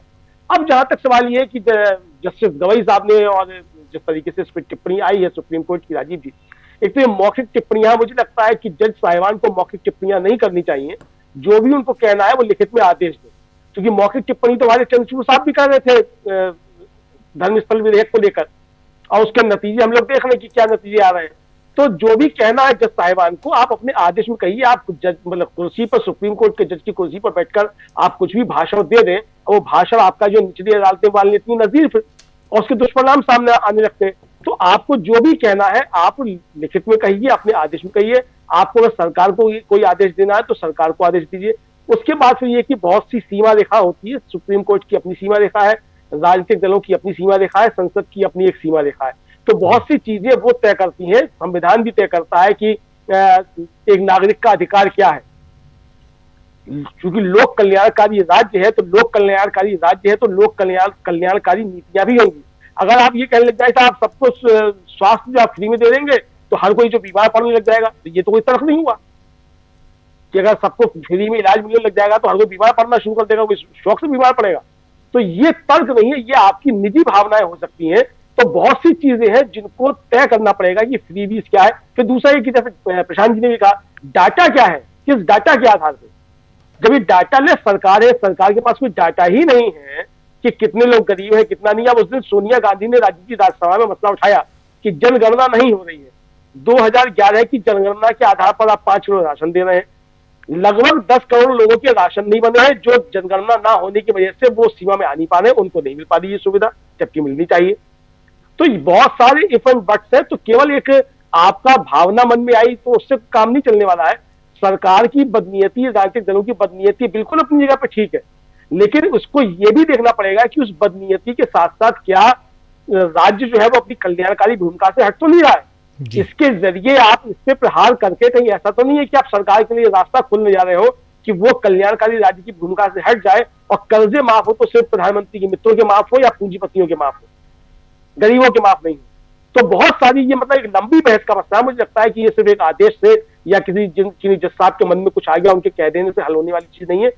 राजनीतिक दलों की मक्कारियों पर निश्चित तौर पर लगाम लगनी चाहिए और उनको चुनाव का हथियार बनाए जाने से रोका जाना चाहिए, लेकिन इसके लिए मैकेनिज्म होना चाहिए। उससे पहले डाटा जरूरी है कि देश के अंदर कितने गरीब हैं, किनको अनाज की आवश्यकता है और किनको नहीं मिल रही है। जी बिल्कुल बिल्कुल आप सही कह रहे हैं। सारे डाटा की जरूरत है, किसको इससे बेनिफिट मिल रहा है, फायदा हो रहा है, किसको नुकसान हो रहा है, पार्टियों को कितना नुकसान हो रहा है या फायदा हो रहा है, ये सब कुछ आना चाहिए, क्योंकि यहां सियासत भी उसी के साथ भरपूर सियासत करने की कोशिश होती है। तो एक तरफ फ्रीबीज पर जो टिप्पणी है इधर सुप्रीम कोर्ट की, चाहे उसको लेकर नरेंद्र मोदी भाषण कुछ भी दें, लेकिन सच्चाई यही है कि नरेंद्र मोदी जब जाते हैं जनता के बीच तो खुद को गरीब का बेटा, आप सुन ही रहे थे अभी थोड़ी देर पहले, गरीब का बेटा कहते हैं और कहते हैं कि मैं इस बात को मेरे से बेहतर और कौन समझ सकता है। लेकिन हाथी के दिखाने के दांत और खाने के दांत और, आप लोग अच्छी तरह से जानते हैं। प्रेम कुमार जी, इन सब के बीच कांग्रेस पार्टी, उसका जिक्र करना यहां जरूरी है। कांग्रेस पार्टी अपने संगठन को मजबूत कर रही है। ये दिल्ली चुनाव के बाद, आप सबसे जरा इस चर्चा को आगे लेके जाना चाहता हूं। सुप्रीम कोर्ट की बात तो हम कर ही रहे हैं, लेकिन दिल्ली चुनाव के बाद सियासी तौर पे बहुत कुछ बदलता हुआ दिखाई दे रहा है। एक तरफ यह भी समझ में आ रहा है कि दिल्ली का चुनाव भी उसी दिशा में गया है जिस दिशा में जैसे बीजेपी महाराष्ट्र का चुनाव लड़ी थी, यह साफ साफ दिखता है। लेकिन दूसरी तरफ अपने संगठन में महत्वपूर्ण बदलाव कांग्रेस करती हुई नजर आती है और यहां से इंडिया गठबंधन किस दिशा में जाता हुआ दिखाई देगा, दिखता है, इस पे चर्चा होनी चाहिए, क्योंकि अब इसके बाद बिहार का चुनाव और बिहार के तुरंत बाद 5 राज्यों के और चुनाव होंगे, जिसमें सबसे बड़ा चुनाव पश्चिम बंगाल का और असम का होगा। उस लिहाज से भी जरा कांग्रेस की चर्चा की जाए। क्या संगठन में जो फेर बदल हो रहा है, 2-4 नाम जो आ रहे हैं सामने, उतना काफी है? जी राजीव जी, देखिए, संगठन में जब तक मनोनयन संस्कार खत्म नहीं होगा, डेमोक्रेसी आंतरिक रूप से मजबूत नहीं होगी। आप ए को बिठा लीजिए, बी को बिठा लीजिए, लेकिन बिठाने वाला कोई है ना, वो बिठाने वाला कितना डेमोक्रेटिक है वो भी इंपॉर्टेंट है। तो इसीलिए सिस्टम काम करता है। चुनाव होने चाहिए, जिला स्तर पर चुनाव होने चाहिए, वहां से नाम आने चाहिए। ऊपर से नाम आप किसी को बिठा दीजिए ना, वो जाति बदल देने से संगठन थोड़े बदल जाएगा, जाति बदल देने से जातियों में क्रांति थोड़ी आ जाएगी। तो ये जो सोच है ये बहुत सतही और अलग इसको हम नहीं मानते कि ये बदलाव वाली सोच है, उसी की टेंडेंसी है, वही चीज आगे बढ़ रहा है। अरे आज दुबे नहीं बैठेंगे, कोई मान लीजिए कोई और बैठेंगे, शुक्ला नहीं बैठेंगे, कोई और बैठेंगे, इससे थोड़े संगठन बदल जाएगा या पार्टी की सोच बदल। आपको अगर सोच बदलनी, पहले डेमोक्रेसी में डेमोक्रेटिकली आप पार्टी को कितना मजबूत बनाते हैं। पहले कांग्रेस में जिला स्तर पर चुनाव हुआ करते थे, जिला स्तर पर लड़ाई होती थी, मंडल स्तर पर लड़ाई होती थी, तो वो पार्टी उससे फिर निकलती थी। अब उस चीज को दूसरी पार्टियों ने तो अपना लिया, लेकिन कांग्रेस ने उस चीज को छोड़ दिया। अब दिल्ली में बैठ के मनोनीत कर देंगे किसी व्यक्ति को कि वो दलित है, इसलिए वो पूरे प्रदेश में वो दलित का चेहरा थोड़ा हो जाएंगे। दलित समाज उनको कैसे एक्सेप्ट करता है, दलित समाज कांग्रेस में कैसे जुड़ता है, या उसी तरीके से दूसरे समाज भी, ओबीसी और जो जिस वर्ग को पार्टी जोड़ना चाहती है उसके बीच कार्यक्रमों के जरिए पहुंचिए, अपने जिला में संगठन का विस्तार कीजिए, संगठन का चुनाव कराइए। आपकी एआईसीसी में सब मनोनीत लोग रहेंगे तो कैसे संगठन मजबूत होगा? नीचे से ऊपर तक बेसिक बात डेमोक्रेसी की अगर आप करते हैं तो आंतरिक लोकतंत्र को मजबूत करके उदाहरण बनाइए। आप सत्ता में आप लोकतंत्र के विघटन के खिलाफ, उस लोकतंत्र के अपहरण के खिलाफ आवाज उठा रहे हैं। आप पार्टी के भीतर आपको किसने रोका है लोकतंत्र को मजबूत करने से? आप पार्टी के भीतर डेमोक्रेसी को मजबूत करके उदाहरण बनिए, तो फिर आपको सत्ता भी मिलेगी, दूसरी चीजें भी मिलेगी। जहां तक संगठन का सवाल है तो मेरी राय तो यही है कि मनोनयन से ऊपर उठना पड़ेगा किसी भी पार्टी को। तब तो फिर जेपी नड्डा जी बीजेपी एक तरह से मनोनीति कर रहे हैं, एक्सटेंशन पर एक्सटेंशन चल रहा है, वही चीजें सारी पार्टियों में भी चल रही है। तो हम इस हिसाब से यहाँ पर तो इतना ही बोलते हैं कि पार्टी को मनोनयन से ऊपर उठना होगा, डेमोक्रेटिक ढांचे को मजबूत करना होगा, संगठन में नीचे के स्तर पर बदलाव लाना होगा। उसके लिए लोकतंत्र से चिपके रहना बहुत जरूरी है। लोकतंत्र से चिपके रहना बहुत जरूरी है, बात कह रहे हैं। जरा पंकज जी, क्या खबरें हैं आपके पास? जरा अंदर क्या कुछ चल रहा है कांग्रेस के अंदर, जरा आपसे समझना चाहता हूं। और ये कांग्रेस की चर्चा अचानक मैं क्यों कर रहा हूं? इसलिए कर रहा हूं क्योंकि दिल्ली चुनाव के बाद और उसमें भी इंडिया गठबंधन में बहुत कुछ आने वाले समय में आप बदलते हुए देखेंगे। कांग्रेस के अंदर बदलते हुए हम ऑलरेडी उसकी शुरुआत कल से देख रहे हैं। फ्रीबीज की चर्चा तो होगी ही, लेकिन फ्रीबीज से ऊपर भी बहुत कुछ है जिसकी चर्चा होनी चाहिए। पंकज जी, कैसे देखते हैं आप यहाँ कांग्रेस के में क्या और सांगठनिक तौर पे और भी बदलाव देख रहे हैं आने वाले समय में, देखते हैं क्या? कांग्रेस से बात करने से पहले मैं एक सेकंड उस फ्रीबीज वाले मसले पे थोड़ा सा स्पष्टीकरण दूं। वो जो जिरा है वो होमलेस लोगों को शेल्टर देने के मामले में है, और उसमें गवाही में ये कहा है कि हम उन लोगों को मेन स्ट्रीम में समाज में शामिल करें, इसके लिए जरूरी है कि हम उनको रोजगार दें। और उन्होंने बोला चुनाव के पहले लाडली बहनासरी की योजनाएं देने से समाज खराब हो रहा है। तीसरी चीज उन्होंने बोली कि मैं महाराष्ट्र आता हूं, महाराष्ट्र में एग्रीकल्चर लेबर नहीं मिल रहा है इन योजनाओं के कारण। ये मैं थोड़ा सा इसमें बताना चाहूंगा, क्योंकि ये मसला होमलेस लोगों का है, इसलिए इसमें किसी भी स्तर पर फ्रीबीज के ऊपर कोई ऑर्डर नहीं होगा। क्या होता है, सुप्रीम कोर्ट केवल जो हम मांग करते हैं उस पर ऑर्डर करता है, एक चीज, और दूसरी चीज कॉन्स्टिट्यूशन में जो व्यवस्था है केवल उसकी व्याख्या करता है, वो अपनी ओर से कोई कानून नहीं बना सकता है, एक चीज। अब जहां तक कांग्रेस का बात रहा, जो मेरी जानकारी है कांग्रेस में बदलाव की जो चर्चा है 1 महीने से चल रही थी। इंतजार था दिल्ली चुनाव को लेकर। कांग्रेस में जो दिल्ली में आम आदमी पार्टी के मिलने के साथ मिलकर चुनाव लड़ने पे जो भी कंट्रोवर्सीज हुई, उसके बाद में कांग्रेस ने तय कर लिया था कि कांग्रेस में 2 ग्रुप स्पष्ट रूप से चल रहे हैं। एक एकला चलो वाला, और दूसरा है कि हमको विपक्ष के लोगों को साथ में लेकर चलना है।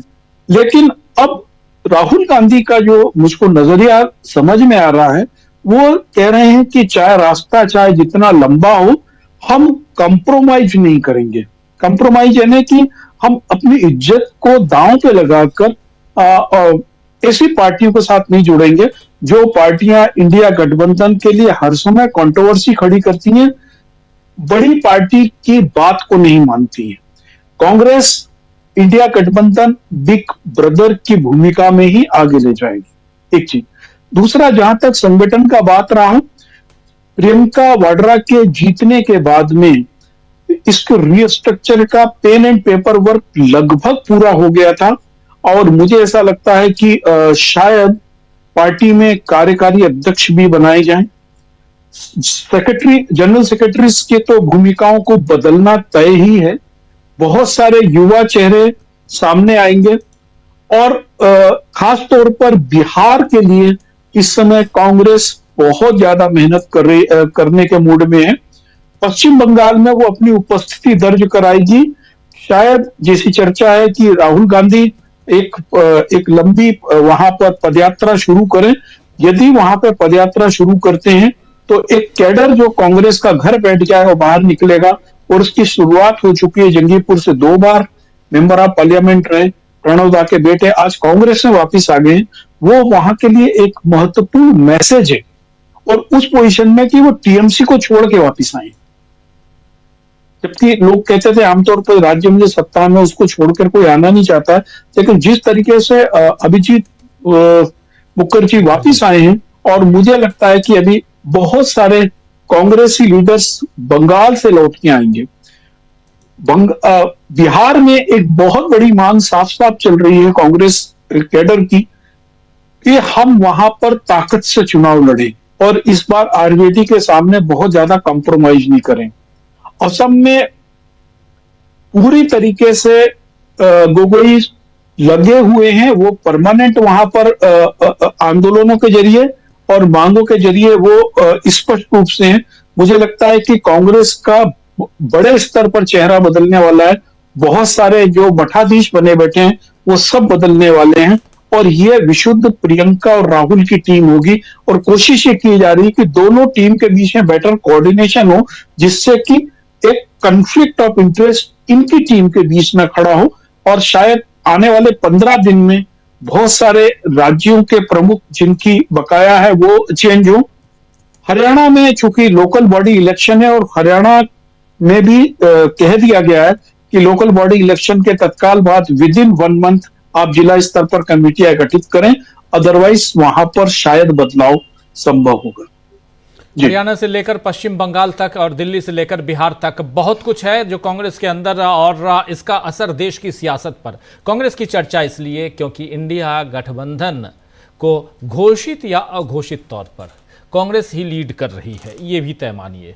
अगर यहाँ दिल्ली का रिजल्ट कुछ और होता तो इंडिया गठबंधन में भी कुछ और आप देखते, शायद ऐसा ही होता। प्रशांत टंडन जी, देखिए, अगर हम बिहार की बात करें राजीव जी, तो बिहार में इंडिया गठबंधन चुनाव नहीं लड़ेगा। बिहार में पहले से महागठबंधन है, आरजेडी, कांग्रेस और लेफ्ट पार्टियों का। तो एक गठबंधन उनका आरजेडी का अपनी छोटी पार्टियों के साथ है, बाकी एक जो बड़ा गठबंधन है वो महागठबंधन है, वहाँ इंडिया गठबंधन नहीं है। दिल्ली में भी इंडिया गठबंधन नहीं था, और मैं कहूँगा कि जो भी रिजल्ट रहा है कांग्रेस के लिए ये अच्छा है। वो चुनाव में अकेले लड़ी तो तब उनको वास्तविकता पता चलती है। लोकसभा में भी इनको मालूम पड़ गया था कि ये है, क्योंकि लोकसभा में इंडिया गठबंधन की मजबूरी थी।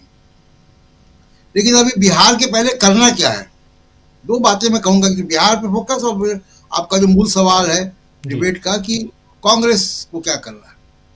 देखिए, बीजेपी क्या करती है। बीजेपी सबसे पहला काम जो करती है कि वो लेवल प्ले फील्ड को डिस्टर्ब करती है, एजेंसीज को लगाती है। झारखंड में हेमंत सोरेन को जेल में डाला, लेवल प्ले फील्ड को डिस्टर्ब करना। महाराष्ट्र में 2 पार्टियां तोड़ी, ईडी लगाया, सरकार गिराई, लेवल प्ले फील्ड को डिस्टर्ब किया। दिल्ली में अरविंद केजरीवाल को जेल में डाला, मनीष सिसोदिया को जेल में डाला, लेवल प्ले फील्ड को डिस्टर्ब किया। तो ये बीजेपी की रणनीति है कि वो जिस इलेक्शन में जाती है उसके 6 महीने पहले वहाँ की लेवल प्ले फील्ड को डिस्टर्ब करती है, सीबीआई, ईडी, इनकम टैक्स लगा के।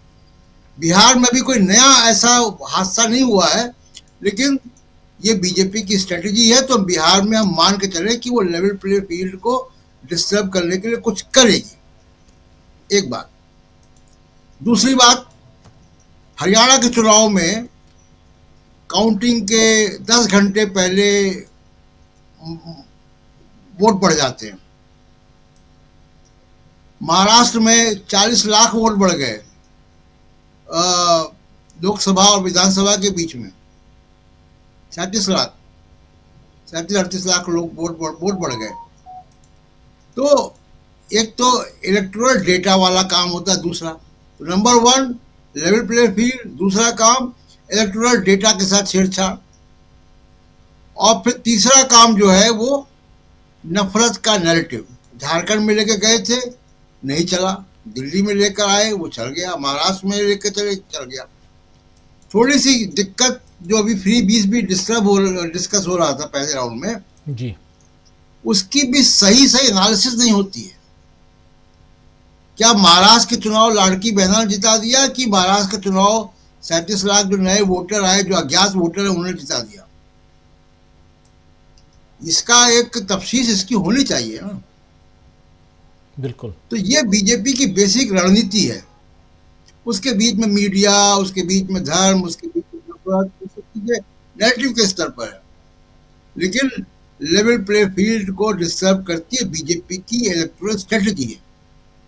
इसको कांग्रेस पार्टी को, इंडिया गठबंधन को समझना होगा, इसका काउंटर कैसे करें उनको पॉलिटिकली सोचना होगा। दूसरी बात की राहुल गांधी पिछले कुछ वर्षों से और पिछले हाल के 2-2.5 वर्षों में तो बहुत ज्यादा बिल्कुल कांग्रेस पार्टी को वो सामाजिक न्याय की तरफ ले गए, सामाजिक न्याय के मुद्दे पर ले गए। और अब सामाजिक न्याय के मुद्दे पर ले गए, आप 50% से ऊपर के आरक्षण की बात कर रहे हैं, आप जातिवाद जनगणना की बात कर रहे हैं। तो पहली बात कि वो जो आपका प्रिंसिपल नैरेटिव है उसके अंदर आप आगे माइक्रो लेवल पे कम्युनिकेशन क्या डेवलप कर रहे हैं, वो लेवल 2 अब आना चाहिए। संविधान को खतरा, आरक्षण की लिमिट, 50% से ज्यादा जातिवाद जनगणना, ये इस्टेब्लिश हो गया। अब ये इस्टेब्लिश होने के बाद आपको इसका लेवल 2 आपको आना पड़ेगा। वो लेवल 2 क्या है, कांग्रेस देखिए। तीसरी बात कि आपको अपने संगठन का जो संरचना है वो अपने नैरेटिव के हिसाब से तय करनी पड़ेगी। जी,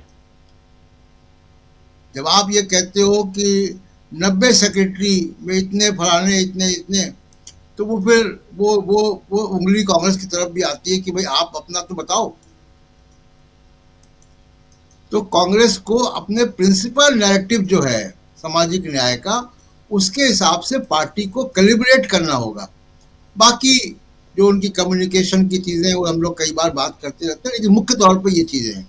जी राजेश, बिल्कुल, मुख्य तौर पे जो चीज़ें हैं बहुत महत्वपूर्ण हैं, चाहे वो फ्री बीज की बात हो या पॉलिटिकली, और खासकर कांग्रेस पार्टी की तैयारियों की बात है। ज़रा कांग्रेस पार्टी की तैयारियों और इंडिया गठबंधन की मजबूती और उसमें आने वाले समय में चुनाव, अभी इस साल तो एक ही चुनाव है, बिहार का चुनाव, लेकिन उसके बाद अगले साल 5 चुनाव फटाफट हैं, पहले ही खेप में, यानी शुरुआत में ही है। बिहार के चुनाव में जाने से पहले कांग्रेस कुछ मजबूत होना चाह रही है, ये तो दिख रहा है सुनील जी, लेकिन यहाँ पर कांग्रेस की जो गतिविधियां हैं उसका कितना असर कांग्रेस के ही साथी दलों पे, यानी इंडिया गठबंधन पे पड़ते हुए आप देखते हैं? भारतीय जनता पार्टी का मुकाबला कोई भी एक राजनीतिक दल अपने बूते नहीं कर सकता। संगठन की एक मिलीजुली ताकत हर राज्य में उसकी आवश्यकता है। अगर जिस तरीके का अतिरिक्त आत्मविश्वास अरविंद केजरीवाल ने दिखाया, इस तरह का अतिरिक्त आत्मविश्वास किसी भी राज्य में इसी तरह के दुष्परिणाम लाएंगे। आज जरूरत यह है कि गैर भाजपा मतदाताओं के एक वोट की चिंता करने की आवश्यकता है। भारतीय जनता पार्टी के खिलाफ या भारतीय जनता पार्टी से असहमत लोगों को विश्वास दिलाने की सबसे बड़ी ताकत कांग्रेस है। कांग्रेस एक ऐसा राजनीतिक दल है जिसने सामाजिक न्याय और सांप्रदायिकता की जो बीजेपी की राजनीति है उसके खिलाफ मजबूती के साथ खड़ी हुई। इस धारणा में विश्वास करने वाले लोग कांग्रेस को भी विश्वास के साथ देखते हैं। निश्चित रूप से कई ऐसे राज्य हैं, जिसमें बिहार भी शामिल है, उत्तर प्रदेश भी शामिल है, जिसमें दिल्ली भी शामिल है, जहां पे कि कांग्रेस का संगठन उतना मजबूत नहीं है जैसा कि दिल्ली में आम आदमी पार्टी का है, आरजेडी का बिहार में है, समाजवादी पार्टी का उत्तर प्रदेश में है। लेकिन एक पॉलिटिकल नैरेटिव और भारतीय जनता पार्टी से असंतुष्ट लोगों के कंसोलिडेट होने के लिए इस तरह के किसी भी गठबंधन में कांग्रेस की उपस्थिति नितांत आवश्यक है। कांग्रेस की उपस्थिति के बगैर भारतीय जनता पार्टी ने अपने प्रतिबद्ध मतदाताओं को तैयार किया हुआ है। उनकी संख्या 20% है, 25% है, 30% है, जो भी आप कर लीजिए। इस तरह के प्रतिबद्ध मतदाताओं, इतनी बड़ी संख्या में प्रतिबद्ध मतदाता किसी भी दल के साथ नहीं, और जो फ्लोटिंग मतदाता है, जो बीजेपी के साथ नहीं जाना चाहता, उसको साथ लाने के लिए कांग्रेस की मौजूदगी आवश्यक है। कांग्रेस के साथ दिल्ली में तो कांग्रेस को एक वोट नहीं मिलना चाहिए था, ये सबको पता था डे फर्स्ट से कि कांग्रेस सरकार बनाने की स्थिति में नहीं है। इसी दिल्ली में एमसीडी के चुनाव में कुछ ही महीने पहले स्थानीय लोगों ने भारतीय जनता पार्टी को सत्ता से बाहर कर दिया। और ऐसा भी नहीं है, आप इस आधार पर भी व्याख्या नहीं की जानी चाहिए कि अब बीजेपी की सरकार वहां बन गई। आम बीजेपी के खिलाफ जो पड़े हुए मत हैं और जो उनके पक्ष से पड़े हुए मत हैं, ऐसा तो नहीं ना कि एक तरफा चुनाव हो गया हो। भारतीय जनता पार्टी जब चुनाव हारी है तो 2 सीट जीत पाई, चाहे 8 सीट जीत पाई। भारतीय जनता पार्टी इस प्रचंड बहुमत के साथ तो नहीं आई सत्ता में जी। लेकिन चूंकि सत्तारूढ़ दल और सत्तारूढ़ दल के खिलाफ मत, इनके में बहुत अंतर नहीं है, इसलिए विपक्षी मतदाताओं को साथ रखने के लिए आवश्यक है कि आप एक एक वोट की चिंता करें, और उस एक एक वोट की चिंता में एक मजबूत गठबंधन की आवश्यकता है। बिहार में निश्चित रूप से, बिहार में अकेले चुनाव आरजेडी लड़े, आरजेडी के नाम को आगे करके आपको चुनाव लड़ना पड़ेगा।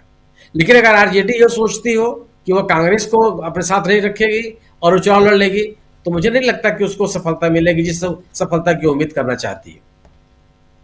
कांग्रेस के साथ कांग्रेस ने महागठबंधन कितने शानदार तरीके से चल रहा है बिहार में। कांग्रेस उसमें शामिल है, सरकार में शामिल है, सरकार में शामिल थी जब महागठबंधन की सरकार बनी, और आरजेडी और कांग्रेस में स्थानीय स्तर पे कोई तरह का विरोध भी नहीं हुआ। अगर आप कहेंगे तो भारतीय जनता पार्टी लगभग सभी दलों में तोड़फोड़ करने में सफल रही जी। लेकिन महाराष्ट्र में जैसे राज्य में कहां कांग्रेस को तोड़ पाई हो। जेडीयू में उसने तोड़फोड़ कर दिया, शिवसेना जैसी पार्टी में उसने तोड़फोड़ कर दिया। पिछले विधानसभा चुनाव के पहले टीएमसी में कितनी तोड़फोड़ हुई। कांग्रेस एक अपने जो भी उसका साथ ताकत रही हो, उस ताकत के साथ लगी रही हो। सबसे बड़ी टूट हुई थी मध्य प्रदेश में। राजस्थान में कितना प्रयास किया उन्होंने अशोक गहलोत की सरकार को गिराने के लिए, कौन सी सफलता मिली। कांग्रेस ने मतदाताओं को यह संदेश देने में कामयाब रही है कि वह भारतीय जनता पार्टी के नीतियों से असहमत है, वह इनके कार्यशैली से असहमत है, इनके राजनीतिक एजेंडे से असहमत है, और उसके विकल्प के रूप में उसके सामने योजना है, चाहे आर्थिक नीतियां हो और चाहे उद्योग को बढ़ावा देने वाला सवाल हो, चाहे शिक्षा का हो, चाहे स्वास्थ्य का विषय हो। कांग्रेस इन राज्यों में खासतौर से, चाहे वो बिहार हो, चाहे वो झारखंड हो, चाहे वो पश्चिम बंगाल हो, चाहे उत्तर प्रदेश हो, वह अपने मुद्दे तो कुछ नहीं कर सकती। लेकिन विपक्षी दलों को कांग्रेस की आवश्यकता है। अगर वहां के ताकतवर जो महत्वपूर्ण राजनीतिक दल हैं, और इंडिया गठबंधन के समय भी यह बात कही गई थी कि जिस राज्य में जो क्षेत्रीय दल महत्वपूर्ण है उसके नेतृत्व में ही चुनाव लड़ा जाएगा। आज भी कांग्रेस इसको स्वीकार करती है सरकार, और कांग्रेस को स्वीकार करना चाहिए। आप यह आरोप तो कांग्रेस पे आप नहीं लगा सकते हैं ना कि कांग्रेस ने कोई ऐसा काम कर दिया जिसे इंडिया गठबंधन में दरार है। हरियाणा के चुनाव लड़ने चले गए थे आम आदमी पार्टी के लोग, कितना वोट था उनके पास। इंडिया गठबंधन बनने के पहले गोवा का चुनाव हो, उत्तराखंड का चुनाव हो, राजस्थान का चुनाव हो, आम आदमी पार्टी ने कहा चुनाव नहीं लड़ने की कोशिश की। छत्तीसगढ़ का चुनाव हो, क्या कहती रही कि हर राजनीतिक दल को चुनाव लड़ने का अधिकार है, अपना राजनीतिक समर्थन के आधार को बढ़ाने का अधिकार है, बिल्कुल है। लेकिन अगर आप किसी बड़ी राजनीतिक चुनौती से लड़ रहे हैं और आप लोगों को नारा दे रहे हैं कि लोकतंत्र को बचाओ, तो लोकतंत्र बचाने के लिए आम आदमी का आह्वान करेंगे और आप लोकतंत्र बचाने के लिए कुछ नहीं करेंगे। आपको लगेगा कि हम अकेले सत्ता में चले आए, तो आम आदमी आप जो सामान्य व्यक्ति है, सामान्य मतदाता कैसे आपकी बात विश्वास करेगा। जिस संघर्ष, जिस त्याग, जिस लड़ाई की उम्मीद आप आम आदमी से कर रहे हैं, उस एक राजनीतिक दल के रूप में उस भूमिका में तो आपको भी दिखना पड़ेगा। गठबंधन की आवश्यकता है, और भारतीय जनता पार्टी से लड़ने के लिए कांग्रेस को भी अपने गठबंधन की आवश्यकता पड़ेगी। कांग्रेस ने अपने राष्ट्रीय अध्यक्ष को, दलित वर्ग से अपने एक राष्ट्रीय अध्यक्ष को लाकर के एक संदेश देने की कोशिश की है कि जिस सामाजिक न्याय की बात, जिस सामाजिक सशक्तिकरण की बात, सामाजिक रूप से उपेक्षित लोगों को मुख्य धारा में लाने की बात कांग्रेस कर रही है, उसकी तरफ वो बढ़ती हुई दिख रही है। लेकिन एक संगठन की तो आवश्यकता है, और वह संगठन एक दिन में नहीं खड़ा होता। उसके लिए लगातार एक जिस तरीके का पॉलिटिकल नैरेटिव बनाने में कांग्रेस सफल रही है भारतीय जनता पार्टी के खिलाफ, उस पॉलिटिकल नैरेटिव को नीचे तक, आम आदमी तक पहुंचाने के लिए एक संगठन की आवश्यकता है, और इसके लिए कांग्रेस को बड़ी मेहनत करनी पड़ेगी। कहीं ऐसा भी नहीं कि जिन राज्यों में जो राज्य बहुत महत्वपूर्ण है, उन राज्यों में खासतौर से कांग्रेस को अपने संगठन को मजबूत करना पड़ेगा और अपने सहयोगी दलों को भी विश्वास में रखना पड़ेगा। आम आदमी पार्टी का मजबूत होना मैं कभी भी बीजेपी का कमजोर होना नहीं मानता रहा। भारतीय जनता पार्टी को वैचारिक चुनौती देने का काम आम आदमी पार्टी ने कभी नहीं किया, बल्कि उनकी बात को हमेशा बढ़ाती हुई दिखाई पड़ी। वो जय श्री राम बोल रहे थे, जय हनुमान बोल रहे थे। यही अरविंद केजरीवाल साहब हैं जो लोगों को तीर्थयात्रा में भेजने के लिए लंबी लंबी घोषणाएं कर रहे थे। जिस बहुसंख्यकवाद की राजनीति का आरोप भारतीय जनता पार्टी पर लगता रहा, उस राजनीति से आम आदमी पार्टी दूर होती हुई कहां दिखाई पड़ी? और क्या विचारधारा के आधार पर बिना चुनौती दिए आप भारतीय जनता पार्टी से लड़ सकते हैं क्या? वही फ्री बीज का काम तो भी अरविंद केजरीवाल साहब कर रहे थे। शिक्षा के लिए उन्होंने जो काम करना शुरू किया, प्राइमरी स्कूल से आगे कहां बढ़ पाए हो? 10 साल में जो बच्चे वहां प्राइमरी स्कूल में पढ़ के निकले, वो आगे कक्षाओं में नहीं जाएंगे क्या? कहां चिंता की आपने? तो गवर्नेंस की बात आपने कहा की। खैर, तो विचारधारा के आधार पर आम आदमी पार्टी कोई बीजेपी को चुनौती देती नहीं नजर आई, और इंडिया दल समूह जिन विचारधारा के आधार पर बढ़ती हुई नजर आ रही थी, सामाजिक सशक्तिकरण को लेकर के, चाहे ध्रुवीकरण की राजनीति के खिलाफ, उस अभियान में तो आम आदमी पार्टी की कोई भूमिका मैं नहीं देखता। खैर, बीजेपी के खिलाफ लड़ रहे थे। तो जिस विचारधारा को या जिस पॉलिटिकल नैरेटिव को कांग्रेस आगे बढ़ाना चाहती है, उस नैरेटिव के साथ मजबूती के साथ खड़े राजनीतिक दलों को भी अपने साथ और विश्वसनीयता के साथ जुड़े रखने की जिम्मेदारी भी कांग्रेस के ऊपर बनती है। जी बिल्कुल बिल्कुल, आप सही कह रहे हैं, कांग्रेस के ऊपर यह जिम्मेदारी बनती। क्लोजिंग कमेंट के लिए आना चाहता हूं अमलेंदु उपाध्याय जी। अमलेंदु जी, क्या कहेंगे यहाँ इंडिया गठबंधन, क्योंकि अब चर्चा होगी और खासकर जब ये चुनाव की तरफ ये देश बढ़ेगा, फिर देश नहीं बल्कि बिहार बढ़ेगा, तो फिर वहाँ गठबंधन महागठबंधन की बात तो होगी। अभी चल भी रही, बिहार में सब कुछ ठीक है, कोई कुछ गड़बड़ नहीं है, लेकिन उसके आगे बंगाल में क्या, ये बात लोग पूछेंगे। बंगाल में क्या ममता बनर्जी, और जैसे यहाँ दिल्ली में हुआ अरविंद केजरीवाल और कांग्रेस अलग अलग, वैसे ही ये तो दिख रहा है। तो बिहार का असर वहाँ पड़ते हुए आप देखेंगे क्या, और उसमें कांग्रेस की रणनीतियां, तैयारियां? एक तो राजीव जी, मैं अभी देख रहा था कि एक छोटी सी क्लिप वायरल हो रही है, चूंकि वो कट के वायरल हो रही है तो उसकी ज्यादा सत्यता की पुष्टि नहीं की जा सकती है। अखिलेश यादव कह रहे हैं कि लोकसभा चुनाव में हमने अपने भी 37 सांसद जिताए और 7 कांग्रेस के भी जितवाए। ये एक छोटी सी वायरल हो रही है, इसका क्या तात्पर्य है कहने का ये समझ में नहीं आया कि नहीं, तो इसमें बुराई क्या है? नहीं, इसमें बुराई क्या है? कोई बुराई नहीं है, अच्छी बात है। ये बात राहुल गांधी भी कह सकते हैं कि हमने अपने 7 जिताए और उसके साथ 37 उनके भी जितवाए, वैसा वर्षा। इसमें कोई दिक्कत नहीं है, ये बोल रहे हैं ठीक है। बिल्कुल दिक्कत नहीं है। ममता बनर्जी भी अकेले लड़ने को कह रही है, उसमें भी कोई दिक्कत नहीं है। दिक्कत किसी में कुछ नहीं है राजीव जी। दिक्कत ये है कि लोग क्या कहना चाहते हैं। दिल्ली के चुनाव में किस तरीके से घोषणाएं की गई इंडिया गठबंधन के दलों द्वारा, वो एक काफी ज्यादा महत्वपूर्ण चीज है। कांग्रेस को तो सब कह रहे हैं कि भाई ठीक है, आपको तब जाना चाहिए था, तो कांग्रेस सब जगह कहीं चुनाव नहीं लड़े, फिर अकेले घर में बैठ जाए। तो कल जैसा आपने कहा था कि इस गठबंधन में अकेले लालू प्रसाद यादव के अलावा किसी पर भरोसा नहीं किया जा सकता, चाहे वो सांप्रदायिकता के खिलाफ लड़ाई का मसला हो और चाहे भारतीय जनता पार्टी के खिलाफ लड़ाई का मसला हो। तो ये बात राजीव जी गठबंधन के मामले में भी जो है बहुत कुछ निर्भर करती है कि लालू प्रसाद यादव के अलावा अभी किसी पर कोई भरोसा नहीं किया जा सकता कि जब जिस राज्य के चुनाव आएंगे वहां कौन क्या करेगा। टीएमसी की तब से आ चुका है कि वो अकेले चुनाव लड़ेंगे। बहुत से राज्यों में जरूरत भी है अकेले चुनाव लड़ने की। अब अगर पंजाब में आम आदमी पार्टी और कांग्रेस मिलकर चुनाव लड़ लेंगे तो हो गया काम। पश्चिम बंगाल में भी अगर मिलकर चुनाव लड़ लेंगे तो हो गया काम। तो बहुत सी जगहों पे जरूरत है कि अलग अलग भी चुनाव लड़ा जाए, लेकिन जिन राज्यों में आवश्यकता है साथ मिलकर चुनाव लड़ने की, वहां क्या सब खुले दिल के साथ इस पे विचार कर रहे हैं कि नहीं कर रहे हैं, ये एक महत्वपूर्ण मसला है और उस पर विचार करना चाहिए। वहां फिर जो भी स्टेक होल्डर्स दल है उनको अपने निजी स्वार्थ जो है वो थोड़े किनारे रखने पड़ेंगे। पहली चीज तो ये है कि आप सत्ता में आ जाएंगे तभी ना तो फिर आप तय करेंगे कि किसके ज्यादा मंत्री बनेंगे, किसके कम मंत्री बनेंगे, ये तो तभी होगा ना। और अगर आप इसी में सीटों के बंटवारे पे ही अगर आप लड़ते रहे कि किसके ज्यादा लड़ेंगे तो फिर लड़ लीजिए, फिर लड़के हो जाएगा काम। तो इसलिए किसी के ज्यादा लड़ने का सवाल नहीं, सवाल ये कि आप किस तरीके से गठबंधन करते हैं और कितने ज्यादा लोगों को जिता कर लेकर आते हैं। ठीक वही बात जो मल्लिकार्जुन खड़गे ने राजीव जी कही थी इंडिया गठबंधन की बैठक के बाद कि अरे भाई पहले हम 272 तो आ जाए तब हम तय कर लेंगे हमारा प्रधानमंत्री कौन होगा। तो ये समझदारी की बात चाहे वो कांग्रेस हो चाहे क्षेत्रीय दल हो सबको निभानी पड़ेगी। और दूसरा पर्दे के पीछे से खेल सबको बंद करने पड़ेंगे। ये कहना बंद करना पड़ेगा कि ना हम आजादी के मसले पर किसी के साथ है ना हम जॉर्ज सोरोस के मसले पर किसी के साथ है।